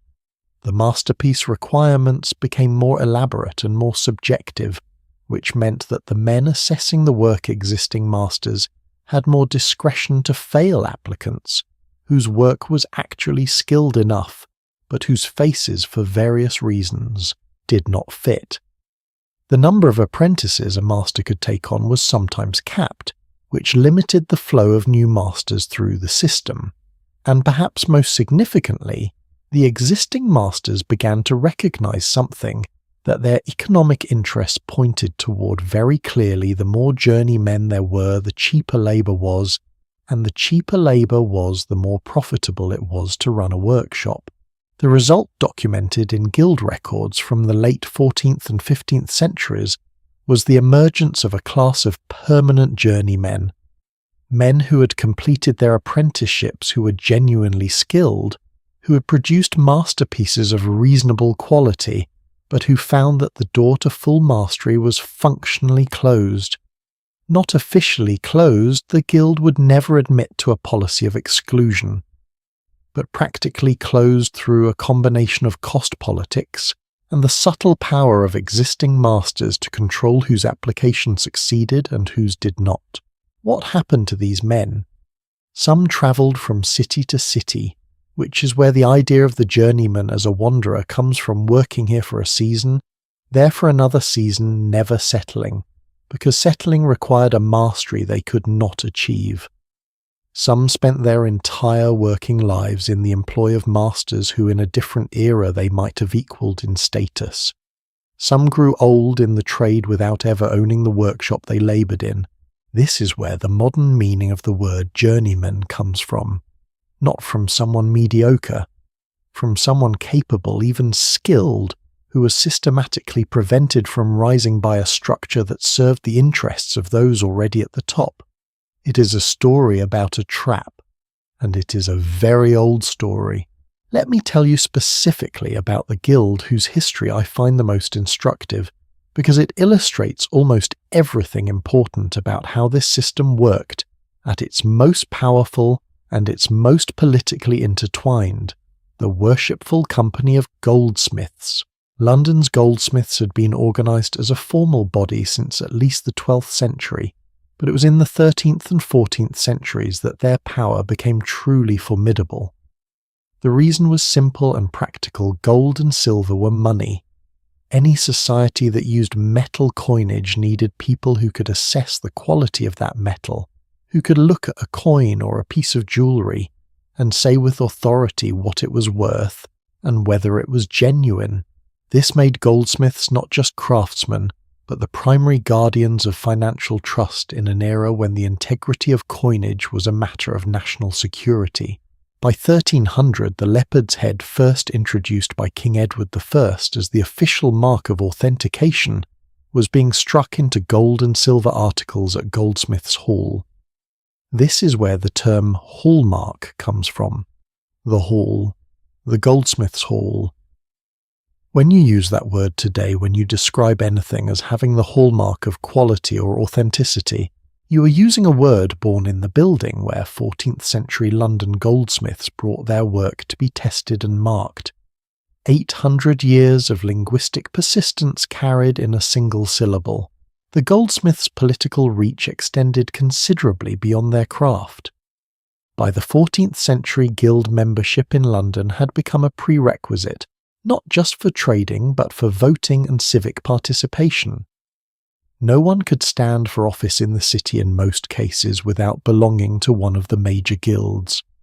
And the most powerful guilds, the mercers, the grocers, the drapers, the fishmongers, the goldsmiths, and a handful of others that would eventually be formalised as the 12 great livery companies, effectively constituted the political governing class of London. The Court of Aldermen in the 14th century was populated almost entirely by members of these companies. Being a merchant, grocer, or a goldsmith was not just a commercial identity, it was a political one, and this is where the system becomes genuinely extraordinary in the sense of genuinely troubling. The guild was presenting itself as a meritocracy, as an institution that trained people to high standards and then rewarded excellence with advancement. And in some respects it was. The masterpiece system was real. The quality inspections were real. The protection of consumers through standard enforcement was real. But at the same time, the guild was also a closed political club, and the relationship between commercial excellence and political access ran in both directions. You needed the guild to trade. You needed the trade to fund your guild membership.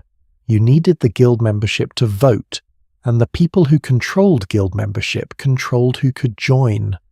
The loop was closed, and it had been closed from the inside. The guild was also, and this is worth sitting with for a moment, a deeply human institution, in ways that go beyond economics and politics. Because the members of a guild did not just work together, they lived together in many respects. They attended the same church services. They marched together in civic processions. They were required to attend the funerals of fellow members and to contribute financially to the families of members who died in poverty. When a master fell ill and could no longer work, the guild was supposed to support him. When his widow was left without income, the guild was supposed to help her, usually by permitting her to continue the trade for a limited period, provided she did not remarry and provided no male heir appeared to take over. This is the aspect of the guild that tends to get lost in purely economic analyses. It was a welfare system. It was a social network. It was a source of identity that went beyond the simple question of what you made or sold. A 14th century London draper did not merely belong to the draper's company. The draper's company was woven into his daily life, his religious practice, his social circle, his sense of who he was in the world. The Guildhall was not just a regulatory office. It was a gathering place, a chapel, a meeting room, a bank and a social club, all occupying the same building. You can still visit some of those buildings today. The oldest surviving parts of Merchant Taylors' Hall in London have been in continuous use for more than 600 years, through the plague, the Great Fire, 2 world wars, centuries of change that transformed every other aspect of life around them. The kitchen at Merchant Taylors' Hall has been in uninterrupted use since the 14th century. If you think about that for a moment, about what it means for a single room to have been in continuous human use for 600 years, there is something genuinely extraordinary in it. All that cooking, all those guild feasts, all those journeymen who ate in that hall, and then went back to the workshop where they laboured toward a mastery they might never achieve. Something I think about whenever I read the history of the guilds is this: every institution that begins with the purpose of serving some genuine communal good, maintaining quality, training workers, protecting consumers, tends over time to develop a secondary interest in its own preservation and the welfare of its existing members. And those two interests are not always aligned. The guild that started as a mechanism for elevating craftsmen to their full potential became at its peak a mechanism for ensuring that not too many people were elevated too quickly, lest the value of existing membership be diluted. There is nothing uniquely medieval about this tendency, but the medieval guild makes it visible in an especially clear and documented way. The masterpiece that was assessed by men who had already passed that test themselves. The fees that were waived for sons of existing masters but required in full from outsiders. The apprenticeships that lasted longer than the learning required. The journeymen who wandered. And yet the guilds also built the cathedrals. They trained the craftsmen who made the stained glass windows and carved the stone faces on the gargoyles, and laid the brass memorial plaques in the floors of parish churches. The knowledge they carried and protected and transmitted was real, and it produced work of extraordinary quality.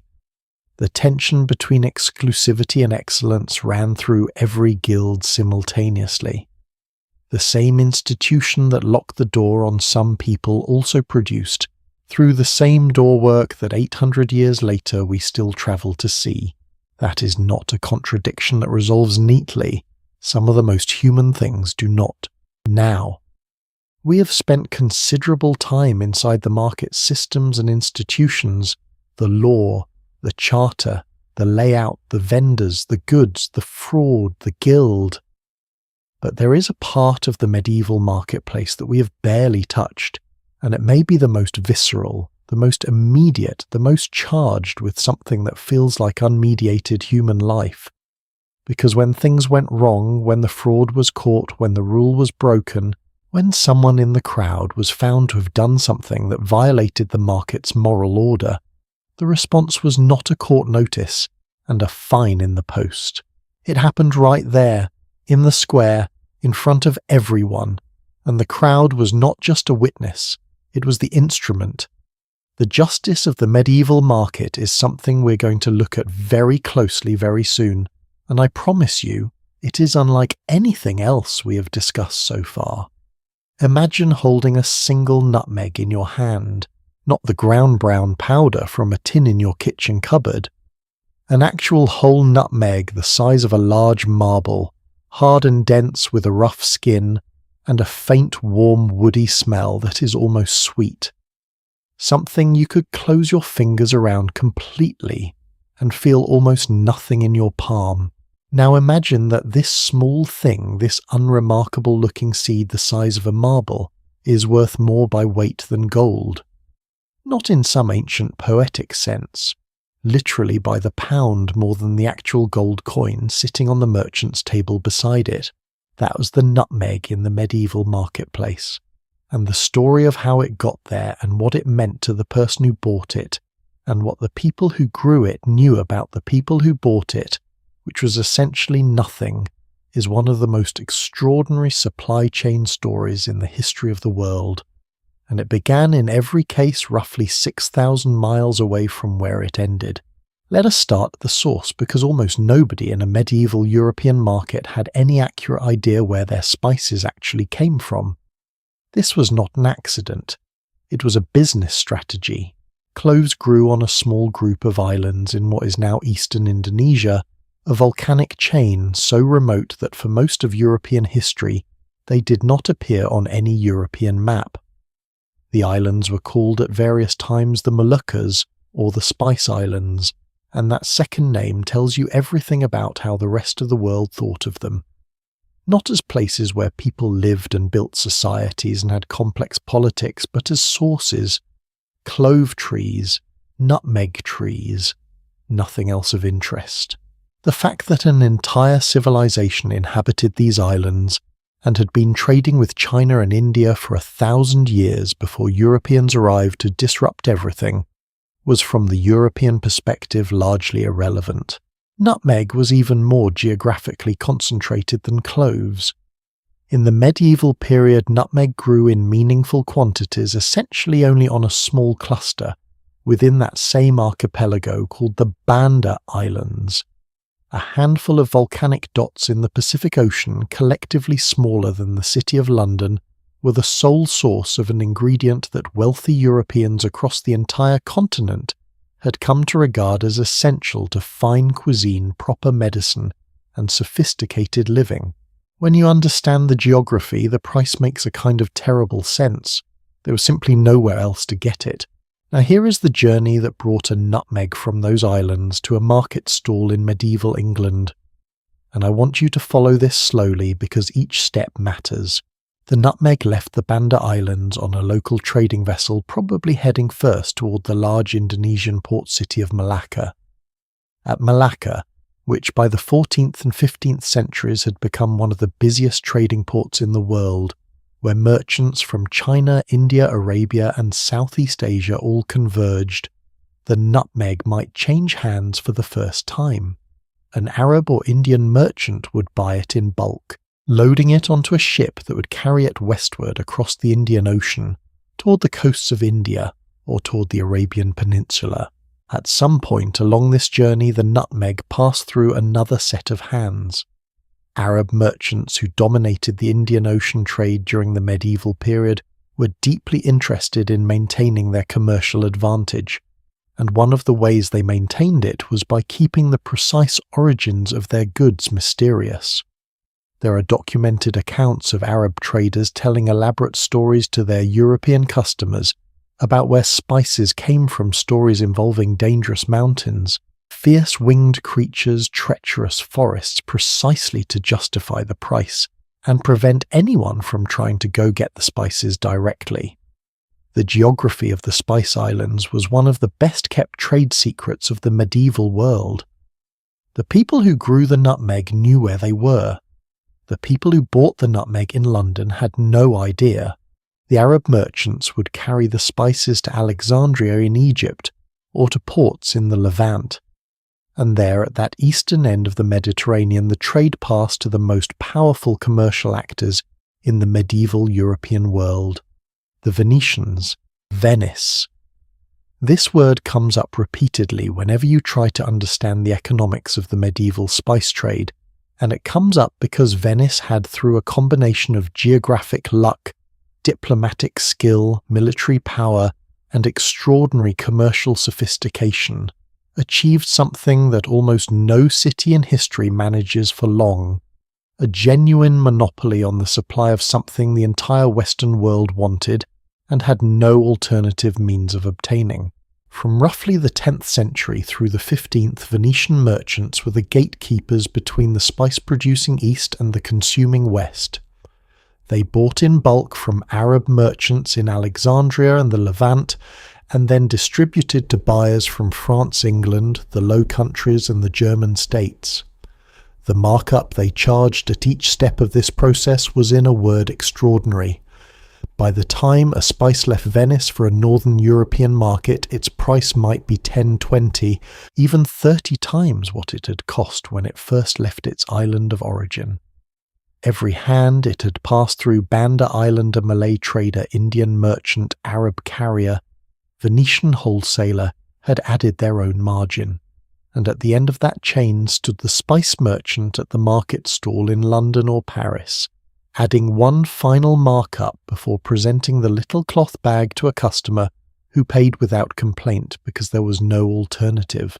The Venetians understood this structural advantage so clearly that they devoted significant political and military resources to protecting it. The naval war of Chioggia in 1378 to 1381, in which Venice fought and decisively defeated Genoa, was in meaningful part a struggle over who would control the spice trade. Venice won. For almost another century after that victory, no European power could seriously challenge Venetian dominance over the most profitable commercial route in the known world. Now here is the thing that I promise to address because it comes up every time anyone starts talking about medieval spices, and it is one of those historical myths that refuses to die, no matter how many scholars have tried to put it to rest. Did medieval people use expensive spices to cover up the smell and taste of rotten meat? The short answer, the answer that historians who have spent careers studying medieval food culture will give you clearly and directly, is no. This is not what happened. And the reasoning is so obvious once you hear it, that it is almost funny that the myth persisted as long as it did. Spices cost more than meat. Significantly more. In the early 14th century in England, a pound of pepper, the cheapest of the major spices, cost roughly the same as a whole pig. A pound of cloves cost nearly 4.5 days' wages for a skilled craftsman. A pound of saffron could cost a craftsman an entire month's work. No rational economic actor, even in the 14th century, was going to spend 4.5 days' wages on cloves to sell a piece of rotten meat that cost a fraction of that. The arithmetic simply does not work. Paul Friedman, a historian at Yale University who spent years researching this exact question for his book on spices and the medieval imagination, called this myth an urban legend, a story so instinctively attractive that mere fact seems unable to wipe it out. And he is right. The idea that medieval people were essentially drugging their decaying food with exotic spices has a kind of vivid unpleasantness to it that makes it memorable and shareable. But the evidence points in the opposite direction. The wealthy people who could afford spices could very easily afford fresh meat, because fresh meat was cheap. The people who could not afford fresh meat could not remotely afford spices. The two groups did not overlap. So why then were spices so desperately obsessively sought? What was actually driving the demand? The real answer has 3 layers, and each one is more interesting than the simple covering up rotten food story it replaces. The first layer is the most obvious one. Spices genuinely made food taste better. Medieval European cooking, before the spice trade reached its height, was not lacking in herbs. Sage, rosemary, thyme, leeks. Onions were all available locally. But pepper, cinnamon, ginger, nutmeg, and cloves offered flavors that simply did not exist in Northern European cooking before they arrived. They are genuinely exotic. They produce sensations on the palate that nothing grown locally could replicate. The pleasure was real, not merely symbolic. The second layer involves medicine. Medieval medical theory was built on the concept of humours, the idea that health depended on a balance between 4 bodily substances, and that different foods and substances had heating, cooling, drying, or moistening properties that affected that balance. Spices in this framework were not neutral flavour agents, they were drugs. Pepper was heating and drying, useful for cold, wet conditions. Ginger warmed the stomach. Nutmeg was believed to strengthen the brain. Cinnamon supported the heart. A medieval physician prescribing spices was not doing something different from a medieval physician prescribing any other medicinal substance. They were applying the same theoretical framework, the same understanding of how the physical world interacted with the human body. The fact that the spices also happened to taste wonderful was from this perspective a happy coincidence. And the third layer is the one that Friedman's research illuminates most powerfully and that I find the most humanly revealing. Spices were status symbols, not incidentally, primarily. The entire cultural meaning of spice in the medieval period was bound up with wealth, refinement, and proximity to the exotic. A medieval nobleman who served heavily spiced food at a feast was not just feeding his guests. He was demonstrating that he had access to something that came from the farthest edges of the known world, from places so distant that the spices had passed through a dozen hands and travelled thousands of miles to reach his table. There is a specific documented example that I keep coming back to. At the wedding of Duke George the Rich of Bavaria in 1476, the catering records show that the feast required 386 pounds of pepper, 286 pounds of ginger, 207 pounds of saffron, 205 pounds of cinnamon, and 105 pounds of cloves. At those prices, for a single wedding. Duke George the Rich. The name tells you something. He was spending on spices what would have funded a small military campaign, and everyone at the feast understood this perfectly. Every bite of heavily spiced food at that table was a statement of power as clear and deliberate as the building they sat in and the clothes they wore. Think about what you have in your kitchen right now. A jar of pepper, some cinnamon, maybe nutmeg in a small tin or a few cardamom pods. These things cost you essentially nothing. You bought them without a second thought, used a little, put them back on the shelf. For the vast majority of the medieval period, those same spices represented a form of wealth that most people never touched, smelled, or tasted in their entire lives.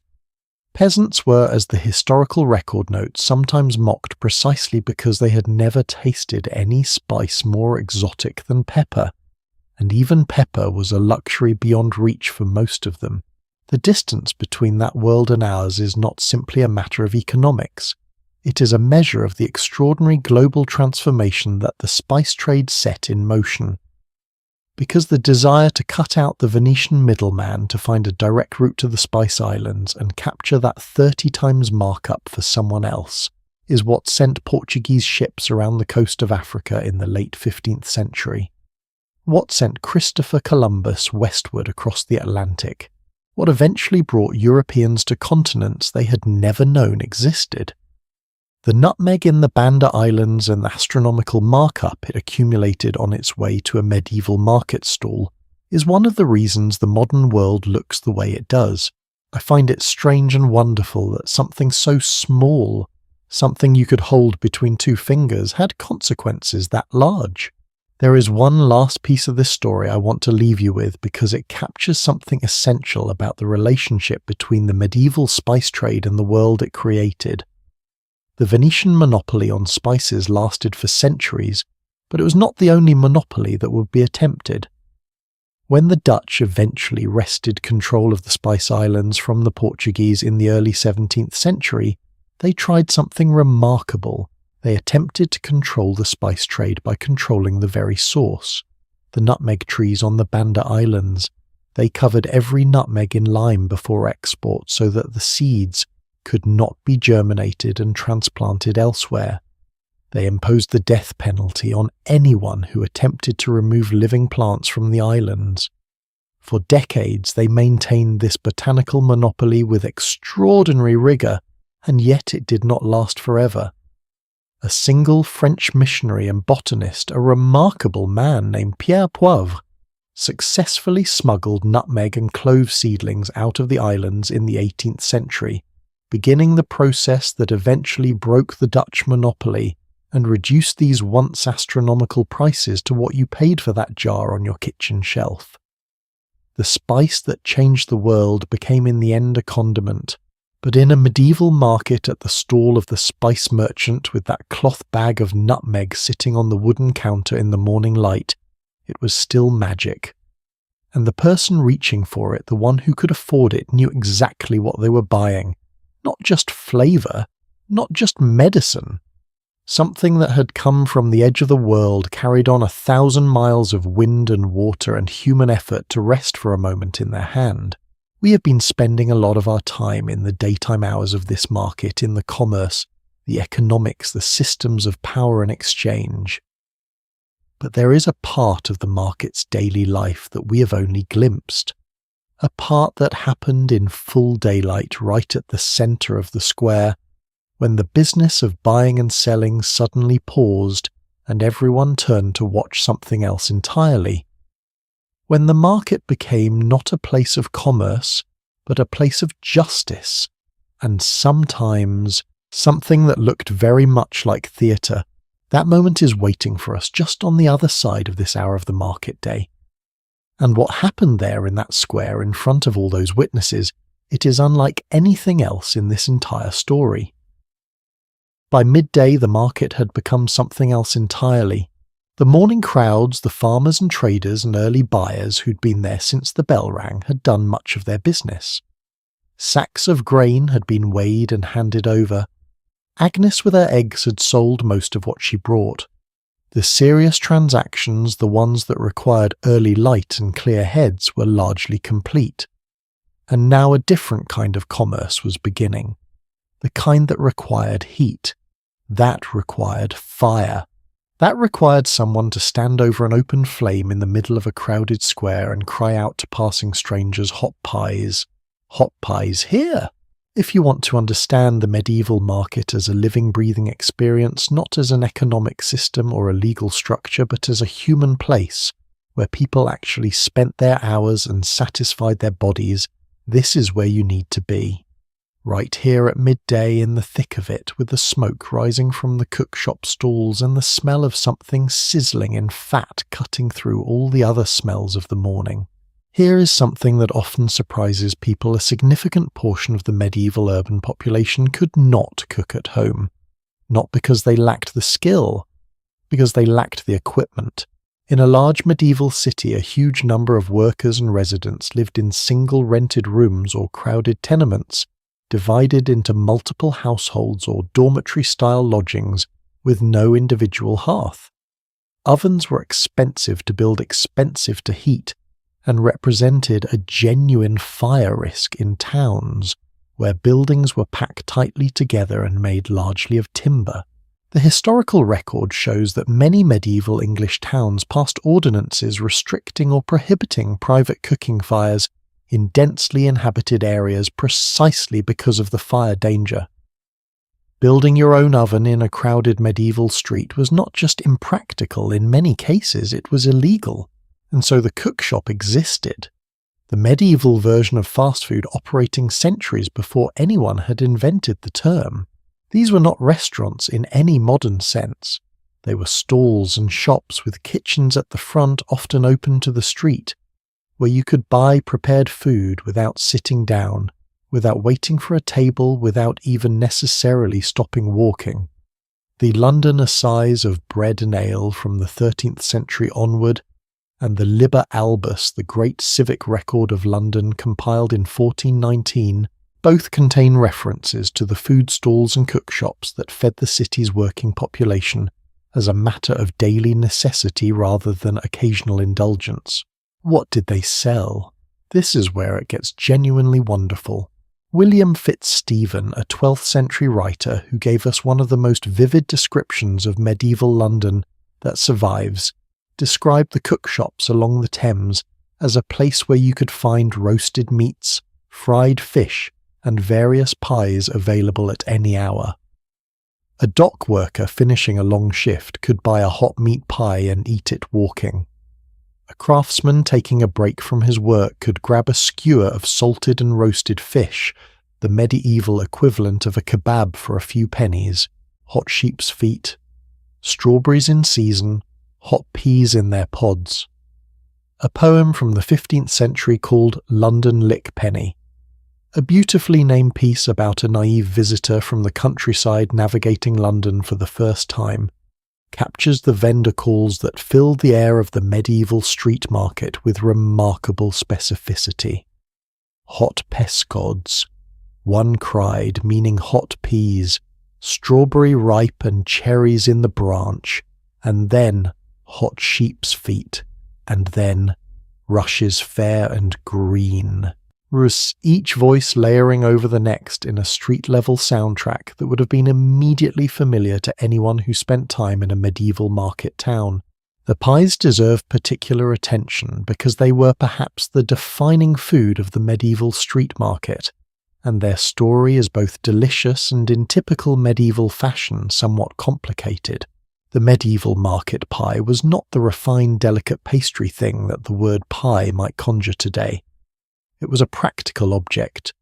The crust called the coffin in medieval culinary language, which tells you something about the aesthetic priorities at work, was thick, dense, and designed primarily as a container for the filling, rather than as something you were necessarily meant to eat. You held it in your hand or you kept it on a plate if you were being somewhat civilized about things, and you ate the filling with a spoon. Sometimes you ate the crust as well, sometimes you did not. It depended on how hungry you were and how appetizing the crust looked, which was not always a straightforward assessment. The fillings were varied and inventive. Meat pies filled with pork beef or minced offal, fish pies, and in the more elaborate versions, the ones made for wealthier customers who could afford complexity, remarkable combinations that modern palates would find genuinely disorienting. One surviving 14th century recipe for what it calls a tarte de brimlant. A fish pie contains salmon or haddock combined with figs, raisins, apples and pears. Fish and fruit in the same crust, seasoned with spices. This sounds strange to us. But remember that medieval food was organized around a medical dietary theory that valued the balancing of different humoral properties in a single dish, hot with cold, moist with dry, and within that framework the combination made a kind of systematic sense. The world they were eating in was not our world, and their food reflected it. Now, the elephant in the room. The question I should address directly, because it comes up every time anyone discusses medieval eating and drinking habits. Did medieval people drink ale instead of water because the water was too dangerous? This is another one of those historical myths that has achieved remarkable cultural longevity, despite being substantially more complicated than its popular version suggests. The full truth, as historians who have spent serious time with the primary sources will tell you, is nuanced in ways the simple myth is not. Medieval people certainly drank ale. They drank it in substantial quantities. Records from late 13th century London suggest that cathedral workers received an allowance of roughly a gallon of ale per person per day, which sounds extraordinary until you remember that this was the standard daily provision for physical labourers doing serious work. The ale in question was not what we would call strong ale today. Medieval ale, without hops being a later introduction from the Low Countries, was a short-lived, lightly fermented drink, relatively low in alcohol by modern standards, and it did not keep long. It was made fresh, consumed quickly, and was consumed by people who were also eating bread and pottage and doing hard physical work. But did they drink ale exclusively treating water as a mortal danger? The historical record complicates this picture considerably. Medieval people could and did drink water from wells, from springs, from running streams, and they were perfectly capable of distinguishing between water that looked and smelled clean and water that did not. A 9th century abbot of Ferrières, writing about healthy drinking practices, recommended water drawn from a clear well or the current of a transparent brook, and specifically advised against cloudy or muddy water. That is not the language of someone who thinks all water is poison. That is the language of someone who knows the difference between good water and bad water, and is giving sensible practical advice. The more accurate picture is one where ale was genuinely preferred, not because water was universally dangerous, but because ale provided calories flavour and a mild preservation process that water simply did not. In a world without refrigeration, without pasteurization, without any of the mechanisms we use to keep drinks fresh, a lightly alcoholic beverage that had gone through fermentation was more reliably safe over time than standing water of uncertain provenance. In a crowded market town with open sewers and no sewage system, being cautious about water sources was entirely rational. But rural people who had access to clean running springs drank water. Travellers drank water when they found it. Children drank very weak ale often mixed with water. The medieval relationship with hydration was more flexible and more sensible than the myth suggests. What is genuinely true is that at the market the ale seller was doing some of the most important business of the day. A market full of people needed to drink something, and ale sold from stalls and carried in jugs by sellers who wandered through the crowd was the answer. But now I want to tell you about the danger that was genuinely present in market food. Not the romanticized danger of rotten meat covered in spices which, as we established in our spice discussion, was not how things worked. The actual documented, historically attested danger of eating food prepared by people who had every incentive to cut corners. Geoffrey Chaucer, that great observer of medieval life, gave us a cook character in the Canterbury Tales, a London cook named Hodge of Ware. Chaucer describes him with almost gleeful, unflattering specificity, a man with a running sore on his knee who made Blancmanger a thick, sweet fish or chicken dish that Chaucer implies is best not examined too closely. This was not just comedy. It was social commentary that the audience would have recognised instantly, because it reflected a genuine and widespread concern about the quality of food sold in cookshops. A French cardinal named Jacques de Vitry, writing in the early 13th century, described sellers of cooked meat as an outright health hazard. An English monk from the early 15th century named John Lydgate wrote with memorable directness that hot fire and smoke produced many a filthy cook. The literary tradition of the disreputable cookshop was not simply satire, it was based on observation. Here is what the civic records actually show was happening. Cookshops in medieval cities operated with minimal oversight and inconsistent enforcement of the regulations that did exist.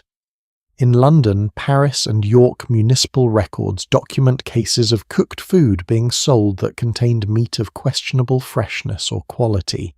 More specifically, and this is where the historical record becomes very vivid, there were documented cases of pies being filled with meat that had come from animals that died of disease rather than being properly slaughtered. This was cheaper for the cook and essentially invisible to the buyer who was eating the filling without being able to examine the original ingredients. The civic authorities in London tried to address this. There are records of inspectors examining cooked meat at market stalls. There are fines levied for selling unfit food, and there are also records of the same violations recurring at the same establishments, which tells you that the inspection regime was not always effective, and that the profit motive was sometimes stronger than the regulatory pressure.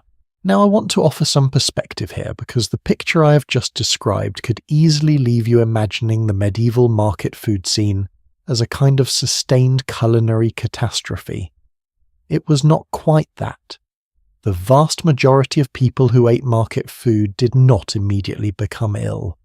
Their bodies had calibrated over a lifetime to a microbial environment very different from ours, and their immune systems were correspondingly different.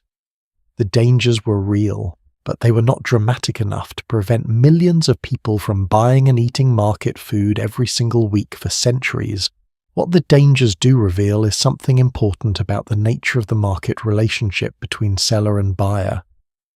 Reputation mattered, as we have discussed throughout this story, but reputation had limits. A pie seller in a large market serving people from outlying villages who would not return until the following week had less reputational accountability than a merchant with a permanent stall serving the same regular customers. The more anonymous the transaction, the greater the scope for corners to be cut. There is one more element of medieval market eating that I want to bring in because it connects the food experience to something larger about how people spent their time in the marketplace. Eating was not private. You ate where you were standing at a stall or walking through the crowd, and you ate in full view of everyone around you. The market at midday was a scene of collective nourishment. Dozens, sometimes hundreds of people, eating simultaneously in public in the middle of a busy commercial space. Children with bits of bread, workers with pies, merchants pausing their negotiations to eat a skewer of fish, and around all of them, always, the noise and movement and smell of the market continuing without pause. This was the original communal dining experience, not in a hall with benches and a formal table, which was the elite version of the same human need. But here in the open air, in the middle of commerce, eating something hot that had been cooked by a stranger over an open fire surrounded by the same people you were doing business with that morning, I find something genuinely moving in that image. Not romantic exactly. The food was sometimes questionable, the hygiene was occasionally alarming, and the crowd was never quiet. But human. Thoroughly unmistakably human. The need to stop to eat, to be fed, to stand for a moment in the middle of everything and take in something warm. That midday pause is nearly over now. The food has been eaten, the ale cup set down, the business of the afternoon beginning to reassemble itself around the stalls. And as the crowd thickens again, as the noise rises back to its daytime pitch, something shifts in the centre of the square. A space opens up. A murmur runs through the crowd. Someone has been caught. Someone is going to face justice, right here, right now, while everyone watches. Because the medieval market was not only about what you bought and what you ate, it was about what happened when you were caught breaking the rules. And that story, the story of market justice, public punishment, and the extraordinary theatre of medieval law in action, is one that I have been looking forward to telling you since the very beginning of this long evening together. Something was happening at the centre of the square. The trading had not stopped. It never really stopped during market hours, but a murmur was moving through the crowd, the kind of sound that spreads faster than information that passes from person to person, before anyone can quite say what they have heard or where they heard it. People were turning. People were drifting away from their stalls and their baskets and their negotiated transactions, and moving in that unhurried but purposeful way that crowds have toward a particular point in the market square, toward the pillory, and what was locked into it, hands and head immobilized between the hinged wooden boards, was a baker from the northern end of the market. His name is not recorded. What is recorded in the borough court rolls from dozens of medieval English towns in the kind of meticulous administrative detail that medieval clerks devoted to even the most quotidian acts of justice is what he had done. He had been found selling bread that weighed less than the law required. Not for the first time. The court records show it was the third time, and on the third offence in many towns the fine was no longer sufficient. The third time you stood in the pillory, in the market square, at noon, when everyone was there. I want to stay with this image for a moment before we move into the mechanics of it, because I think it captures something important about medieval justice that gets lost when we discuss it purely in terms of rules and punishments. The medieval market was not just a place of commerce, it was a place of moral accounting. Every transaction that happened there carried what the theologians of the time would have called ethical weight, the obligation of the just price, the duty of honest measure, the requirement to treat the buyer fairly as a fellow member of the community. When someone violated that obligation, the response was not primarily punitive in the private bureaucratic sense that we might recognize. It was social, it was communal, it was theatrical, and it was designed to happen right here in the place where the violation occurred in front of the people who had been affected by it. The punishment was not separate from the market. The punishment was part of the market. Let us talk about what these devices actually were, because popular imagination has blurred the distinctions between them in ways that matter.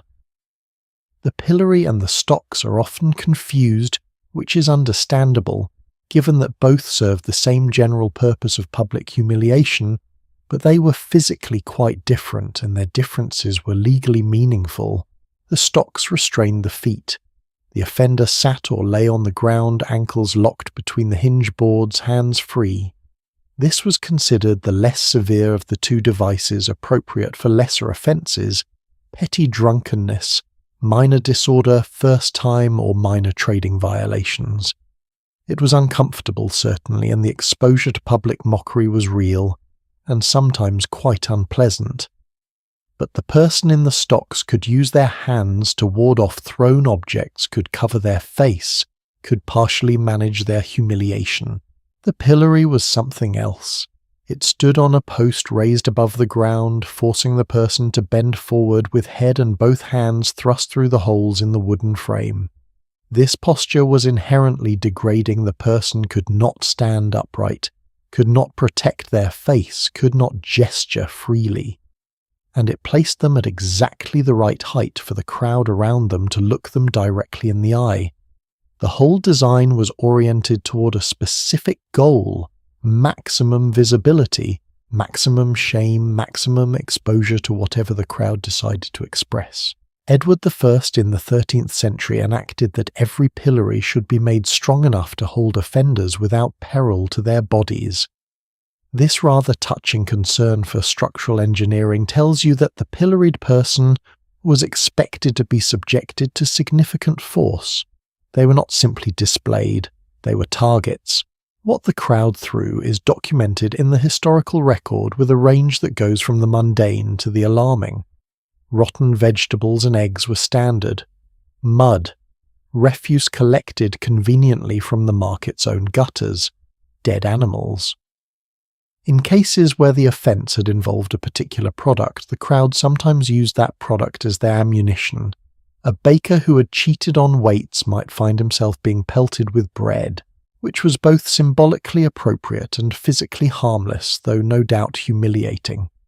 In cases where the crowd felt particularly strongly about what the person had done, the objects could become genuinely dangerous. Stones and bricks were sometimes thrown, and the historical record does contain cases of people being seriously injured or killed while in the pillory.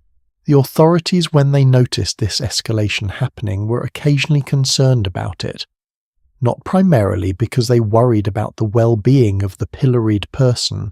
The punishment was supposed to be unpleasant, but because uncontrolled crowd behaviour threatened the authority of the judicial system itself. If the crowd killed someone who had been sentenced to stand in the pillory for 3 hours, the court had lost control of its own punishment. The fine line between sanctioned public humiliation and something darker was a line that medieval authorities were aware of and tried with mixed success to maintain. There is a particular form of market punishment that I find genuinely fascinating, and that captures the medieval philosophy of justice perhaps more clearly than anything else: the idea that the punishment should visibly physically match the crime. We've already discussed how bakers who sold underweight bread might be dragged through the streets on a hurdle, with their fraudulent loaves tied around their necks. But there were other versions of this matching logic that are equally vivid. A tavern keeper in medieval London who was found selling wine that was putrid, corrupt, and altogether unsound for human use, and that precise phrase appears in civic records, was sentenced to be tied to a post in a public place, surrounded by what the records describe as vile minstrelsy, meaning a deliberately cacophonous group of musicians and noisemakers hired specifically to draw a crowd. The offending wine was then poured over his head and the bottle smashed. The instrument of the offence became the instrument of the punishment. There was also the curious and specifically market-related device called the cucking stool, also known in later periods as the ducking stool.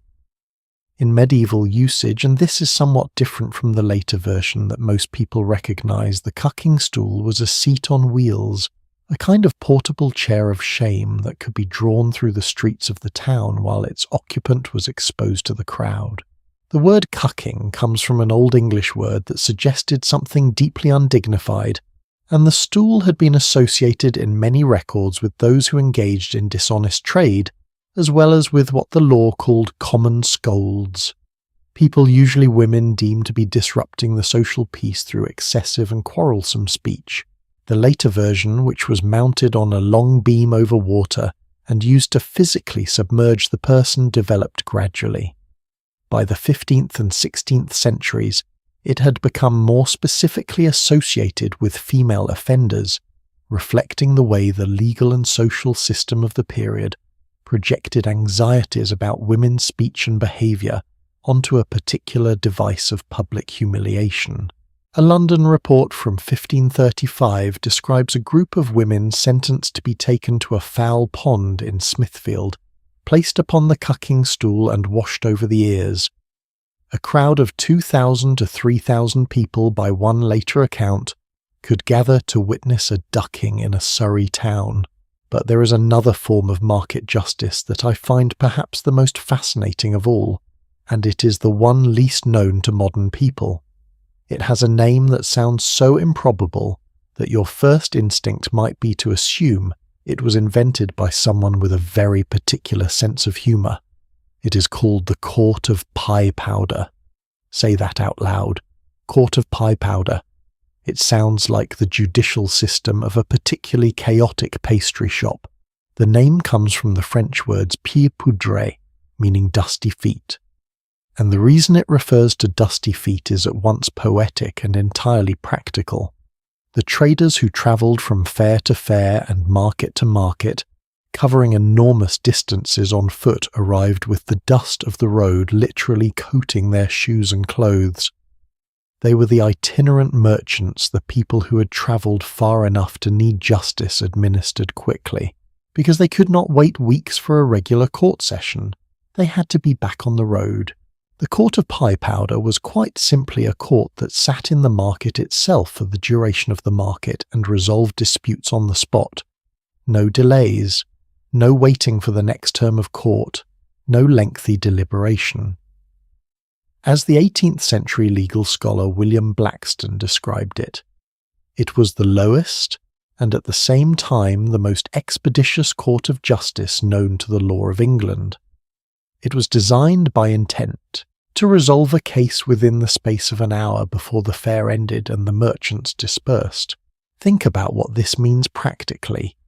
You're a cloth merchant from Winchester who has travelled 2 days to attend the Starbridge Fair near Cambridge, which in the 14th century could last for 5 weeks and was one of the largest commercial events in England. You sell a bolt of cloth to a buyer from York, and a dispute immediately arises about the quality or the agreed price. If you had to wait for a regular court session, either you would have to stay at the fair for weeks, or you would have to come back at a later date, or the dispute would simply go unresolved. None of those options is acceptable in a world where trade credit depends on reputation and contracts, so instead the Court of Pie Powder assembles right there in or near the fairground. The steward of whoever holds the market charter sits as judge. The merchants themselves, who understand trade law better than any outsider, serve as assessors. The case is heard, judgment is given, within the hour, with the dust of the road still on everyone's feet. I want to step back and offer a perspective here because I think it is genuinely important. Medieval market justice was harsh.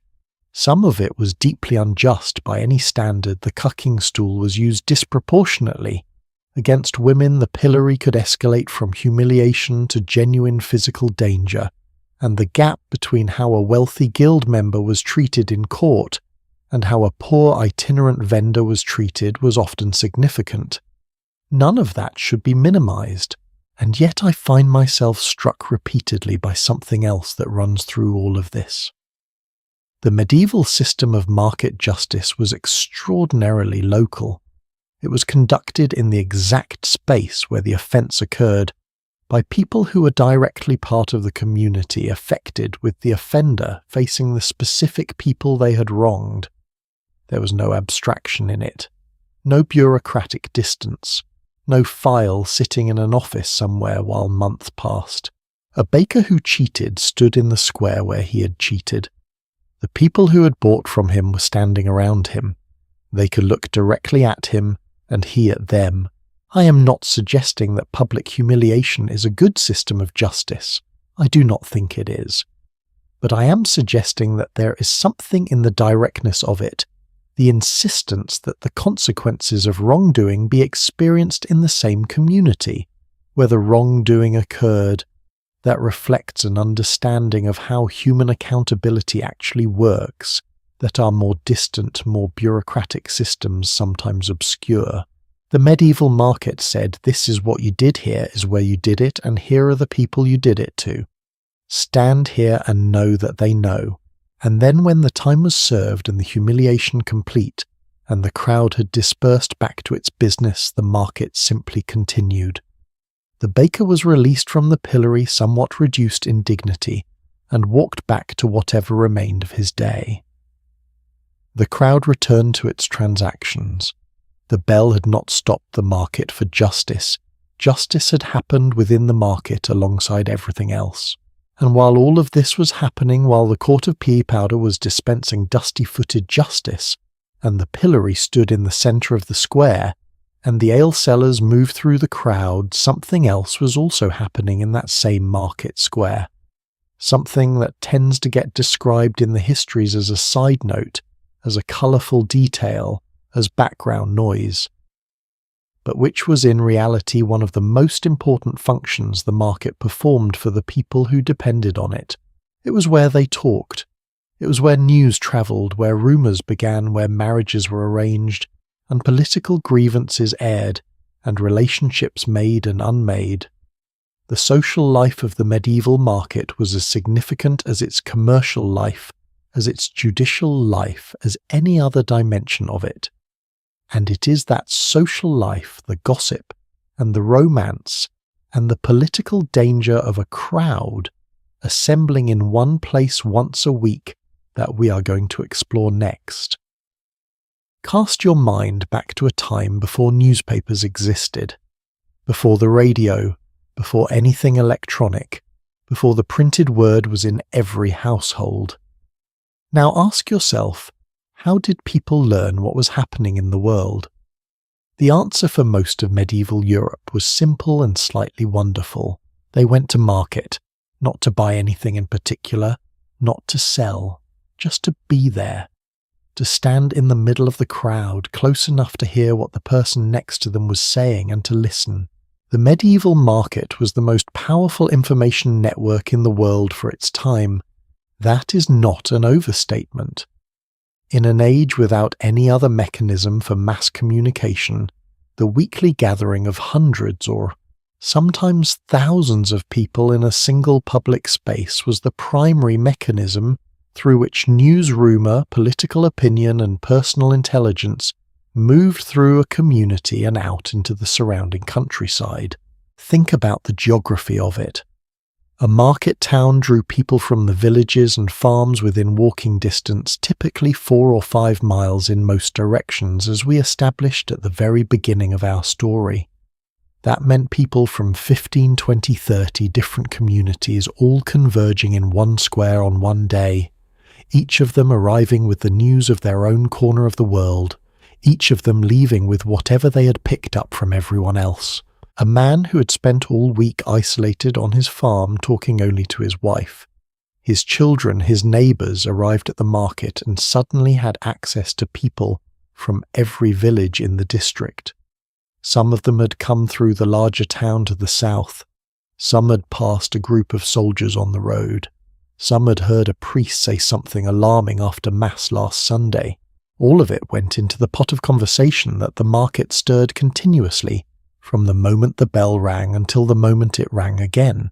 Historians who study medieval communication have described the market town as something like a node in a network, a point where information from many directions gathered, recombined, and dispersed outward again. Which is, I think, a slightly bloodless way of describing something that was actually quite vivid and human. A better description might be every market day a town briefly became the most interesting place in its region, and everyone who could get there did. Now, what did they actually talk about everything? But some categories deserve particular attention. The first is news about the wider world events happening beyond the immediate community that most people had no other way of learning about. A war going badly in France, a change in the tax rules coming down from the king, a new law about labour that would affect what wages people could demand, a great plague spreading through a neighbouring county. These things moved through market conversations with remarkable speed, passing from person to person and town to town along the network of market circuits, each market day advancing the information another few miles in every direction. And here is where it gets genuinely politically interesting.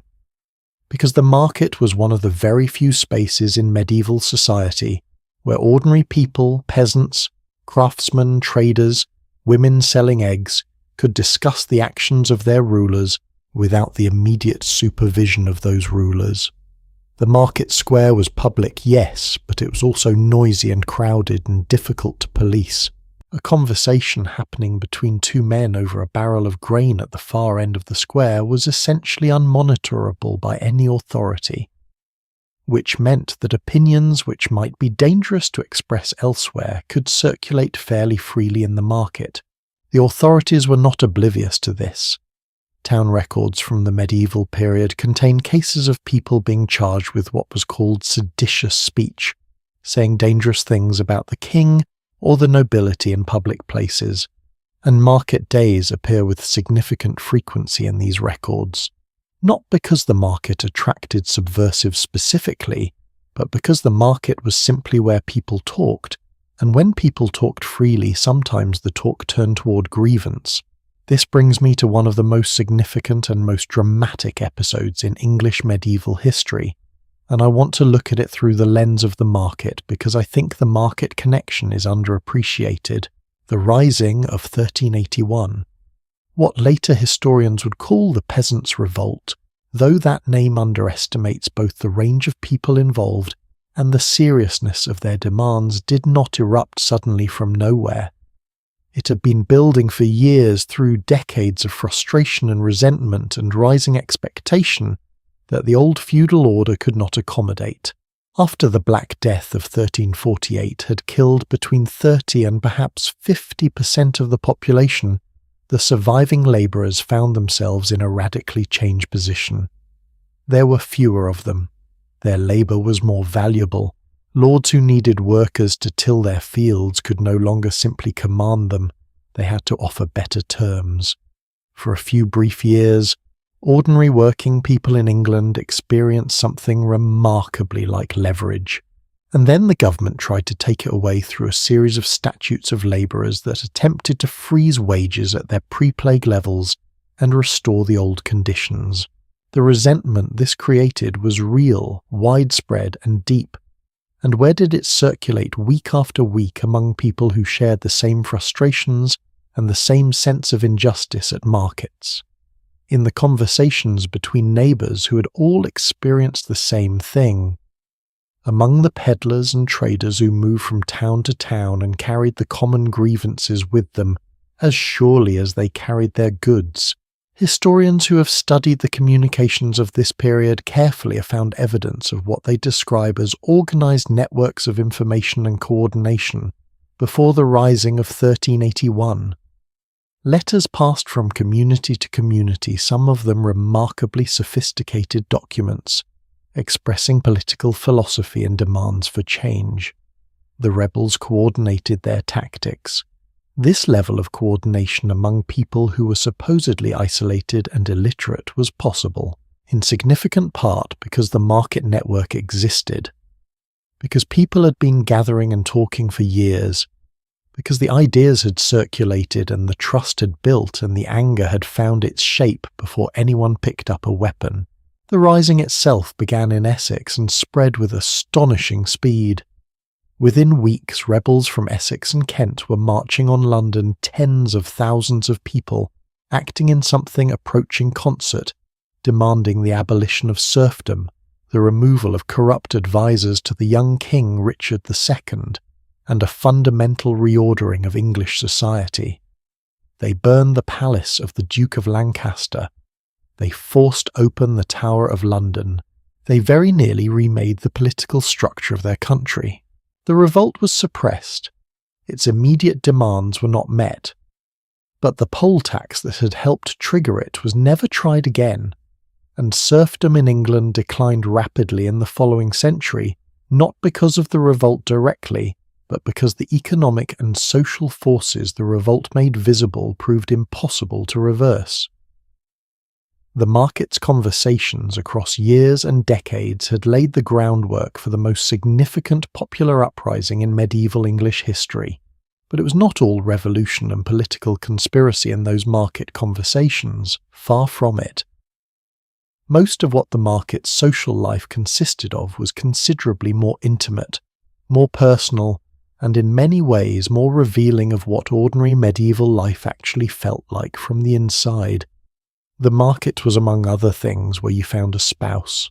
Not necessarily through formal arrangement, though formal arrangements certainly happened, but through the more organic process of repeated exposure.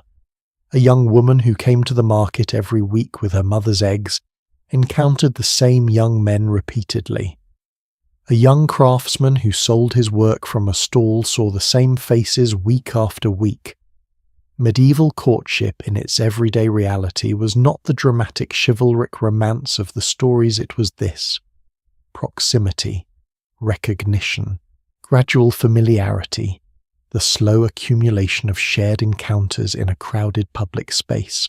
Contemporary writers occasionally noticed this.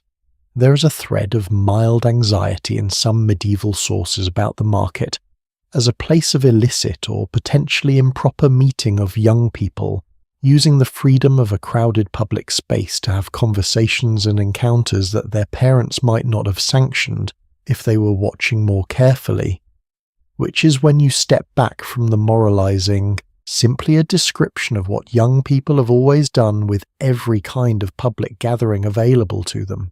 The larger fairs, the great annual events like the Stourbridge Fair near Cambridge, which by the later medieval period had grown into what some called the largest fair in Europe, lasting up to 5 weeks, were even more explicitly social occasions layered on top of their commercial function.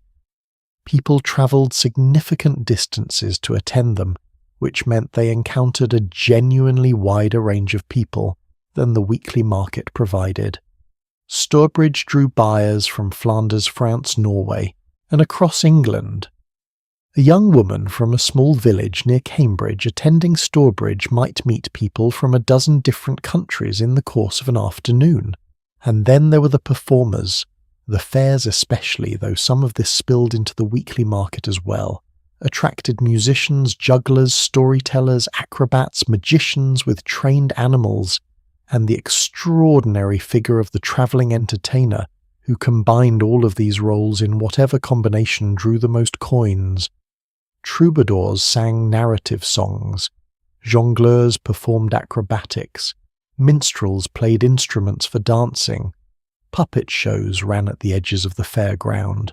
Mystery plays, theatrical performances of biblical stories drew large audiences who combined pious attention with genuine enjoyment of the spectacle. The servant hiring fair deserves a particular mention because it was one of the most practically significant social functions of the annual market calendar. At designated times of year, often after the harvest in September, aligned with the agricultural cycle, fairs served as what we might today call a job market in the most literal sense. Servants who had finished a period of employment and were looking for new positions gathered at specific fairs with symbols of their trade. A shepherd carried a crook, a milkmaid a pail, a cook displayed a wooden spoon. Employers looking for household or farm staff came to the same fair to find them. Negotiations happened on the spot. Agreements were struck verbally with a handshake, and a small payment called earnest money, and a household staff for the next year might be entirely assembled in a single day at the fair. There is something I keep returning to when I think about all of this.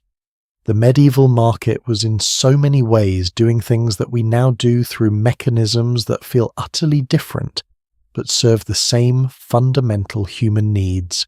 We spread news through social media. The market spread it through conversation. We meet potential partners through algorithms that analyze compatibility. The market arranged the same encounters through repeated proximity in a shared space. We consume entertainment through screens in private spaces. The market delivered it live in public as part of a communal experience shared with hundreds of strangers.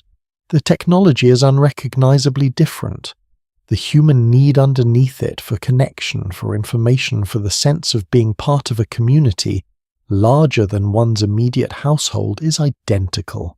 And perhaps the thing I find most moving about the social life of the medieval market is precisely this: it was genuinely communal, not curated, not mediated by any algorithm that decided what you should see based on your previous preferences. You came to the market and you encountered whoever else happened to be there. You heard news you had not sought out. You met people you had not expected to meet. The information and the social encounter were inseparable from the physical act of being in a shared space with other human beings, all of whom had their own concerns and their own stories and their own reasons for being there. For people who lived their daily lives in relative isolation on farms, in small villages, in households that might go days without significant outside contact, the market day was when they rejoined the human world in its larger form.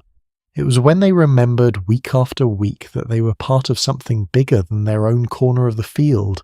The afternoon light is beginning to shift now in the market square. The traders who came from the farthest distances are starting to think about the road home. The sounds of the fair performers are beginning to wind down. Children who were running between the stalls 3 hours ago are tired and leaning against their mothers. Agnes, our woman from the village who walked 4 miles in the dark before dawn to be here, has sold almost everything she brought. The eggs are gone. The herbs are almost gone. 1 small pot of honey remains. The market is drawing toward its close.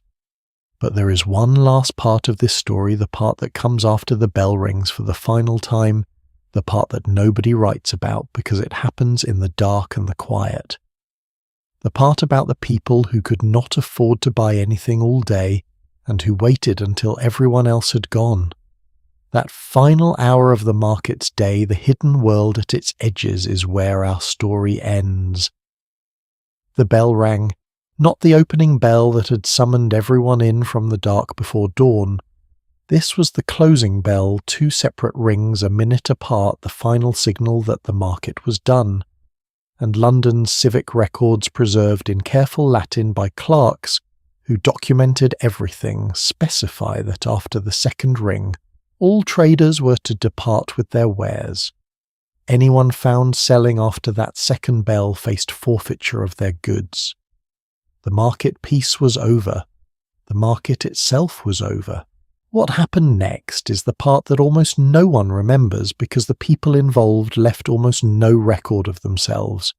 No names in the court rolls, no purchases in the account books, no formal presence in any document that anyone took the trouble to preserve. But they were there. They were always there. Let me tell you about the gleaners. The word itself comes from the agricultural practice of gleaning, the ancient right of the poor to walk through a harvested field after the reapers had finished and collect whatever grain had been dropped or left behind. It is one of the oldest welfare provisions in recorded history, appearing in the Old Testament book of Ruth, where gleaning is explicitly understood as a right of the destitute. You do not own the field. You have no claim on the harvest. But what falls between the reaper's feet belongs to whoever picks it up. The market had its own version of this. When the stalls came down and the traders packed their remaining goods and began the journey home, they left behind what they could not carry and did not consider worth the trouble. A bruised apple that would not survive another day. A small quantity of grain spilled from a torn sack. A piece of cloth too short to sell, but perhaps long enough to patch something. The offcuts, the dropped items, the remnants that had slid under the tables during the busy hours, and waiting for those remnants, having waited with practiced patience at the edges of the square for hours, were the people who could not afford to participate in the market as buyers. Widows, orphan children, the chronically ill who could not work, the very old, the very poor who are always present at every market in every era of human history and who are always most visible precisely at the moment when everyone else is leaving. Medieval sources almost never describe these people directly. They appear only obliquely in the records of charitable distributions organized by guilds and monasteries, in the occasional legal dispute over who had the right to what was left behind, in the censorious language of preachers who worried about what happened at the market's edges. But they were real. They are the shadow that every market cast, the evidence that the elaborate system of commerce we've been examining all evening was built on foundations that did not extend equally to everyone. There is a passage that has stayed with me since I first encountered it, written by a 14th century Franciscan friar in a handbook for preachers called the Fasciculus Morum, which translates approximately as the bundle of vices. The friar was using the market as a metaphor for the world, and he wrote this: "A marketplace is now filled with people stocked with all sorts of goods, joyful and magnificent, and in a little while everyone goes back to his home, one with profit, another with loss, and the place at once becomes deserted, ugly, dirty, and contemptible." Deserted, ugly, dirty, and contemptible. That is how a 13th century Dominican named Humber de Romans described the market once the trading was over. The contrast was the point, the gap between the magnificent spectacle of the full market and the squalid reality of what was left behind. The friar intended it as a moral warning about the transience of worldly things. But reading it 800 years later, I find something else in it too. The market without the people was nothing. The market was entirely and only the people. Remove them, and you had some straw on the ground, a few wooden frames, the smell of animals and discarded food. Add them back, and you had one of the most complex, most layered, most human institutions that medieval civilization produced. As the square emptied in those final minutes, as the traders rolled their carts away, and the catchpoles made their last circuit to ensure the market law had been observed, and the children of the town drifted back to their households, the light was changing. The afternoon sun that had illuminated the full energy of midday was moving toward evening. In the summer months there would still be hours of light. In winter the closing bell rang in something close to darkness, and the traders who had furthest to travel began their return journey in the cold. Agnes, our woman from the village, she who had walked 4 miles in the dark before dawn, who had arrived with her basket of eggs and her herbs and her one small pot of honey, gathered what remained of her day's work. The eggs were gone. The herbs were almost all sold.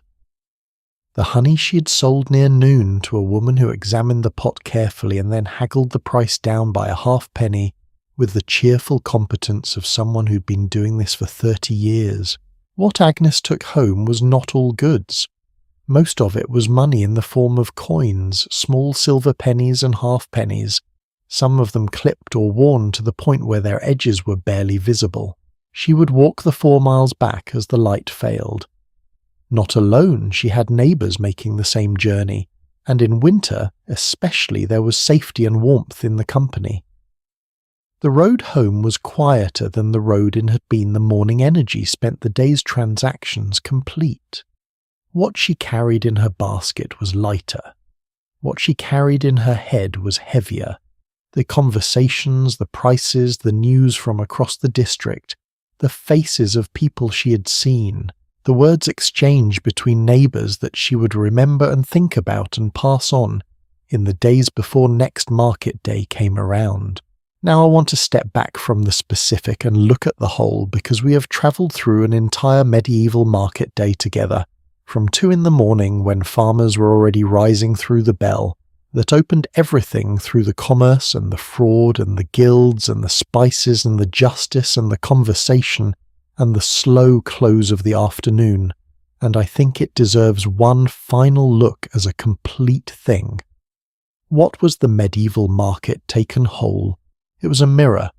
I've used that word before in this story, and I keep coming back to it because I think it is genuinely the most accurate single word. The market reflected medieval society back at itself with remarkable fidelity.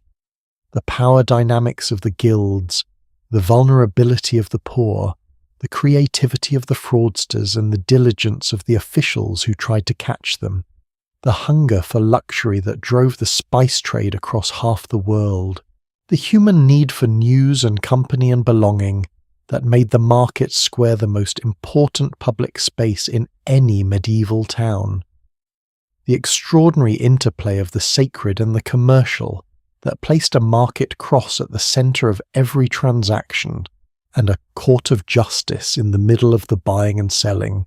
All of it was there. All of it was visible. And the astonishing thing, the thing I genuinely find moving every time I think about it, is that the gap between that world and this one is smaller than it appears. We still have markets where the geography of the stalls encodes social hierarchy. We still have systems of trade where the person who grows the thing gets the smallest portion of its final value. We still have communities where the gossip and the news and the matchmaking happen in the same physical space as the commerce. We still have gleaners at the edges, people who wait for what others leave behind. The forms have changed almost beyond recognition. The human architecture underneath them has not. A 13th century preacher walking through a market in France once observed that in the marketplace, since each man was a devil to himself, just one other demon sufficed, the implication being that human greed and selfishness needed little external encouragement. It is a wonderfully dark observation, and it says something true about human nature that we recognize immediately 800 years later. But I want to offer a counterweight to it because I think the market at its best was also something else. It was where ordinary people with almost no formal power, no legal standing, no great wealth, no army gathered in sufficient numbers to be ungovernable, where they talked to each other, where they found out what they shared, where they remembered week after week that they were not alone. The Peasants' Revolt of 1381 grew in those conversations. The democratic impulse that would eventually reshape English law began in those market squares, not in parliaments, not in the courts of kings, in the space between the stalls where two people standing close enough to smell the same bread reached the same conclusion about the same injustice at the same moment, and turned to find that everyone around them had reached it too. The medieval market was in the end the most democratic space in a profoundly undemocratic world. Not because everyone was equal within it, they manifestly were not, but because everyone who could walk there was allowed to come to stand in the same square, to breathe the same air, to buy if they had money, and look if they did not. It was a place of genuine commons, and commons in any era are where the human story most honestly tells itself. We began this story before the sun rose with a woman walking alone in the dark toward a market that did not yet exist. 12 parts later, as the bell has rung its second ring, and the square empties, and the gleaners move quietly through what is left, I hope you feel what I feel, which is that we have spent these hours inside something genuinely alive. Not a museum exhibit, not a reconstruction, something that was breathing and arguing and cheating and celebrating and suffering and loving and gossiping in full, vivid, unmistakable reality, and that carries within it more of ourselves than we might expect. The medieval market is over for this week, It will come back as it always does when the bell rings again. Friends, thank you from the very bottom of my heart for spending this long, quiet evening with me inside the daily life of a medieval market. We walked through the darkest hours of the morning together. We navigated the politics of royal charters and the geography of stalls. We met Agnes and her eggs, and her honey the fraudulent baker, and his hidden dough, the alewives and the guilds and the journeymen who waited for a door that would not open. We followed a nutmeg from a volcanic island in the Pacific to a stall in a medieval English square. We sat with a quart of pie powder and listened to the conversation that quietly built a revolution. If any part of this story surprised you or moved you or made you look at the world slightly differently, please leave a comment below. I genuinely read them, and I genuinely love knowing which moment was the one that stayed with you. Was it the baker's dozen, the Venetian monopoly Agnes walking 4 miles in the dark tell me? And if you want more of this, more slow, careful, genuinely researched stories about the worlds hiding inside everyday history, then you already know where the subscribe button is. The next story is already forming, and it is going to take us somewhere unexpected.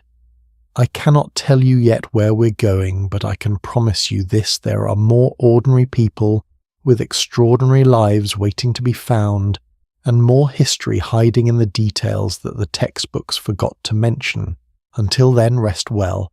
The market has closed, the square is quiet, the gleaners have gone home, and somewhere far away a bell is already being polished ready to ring again.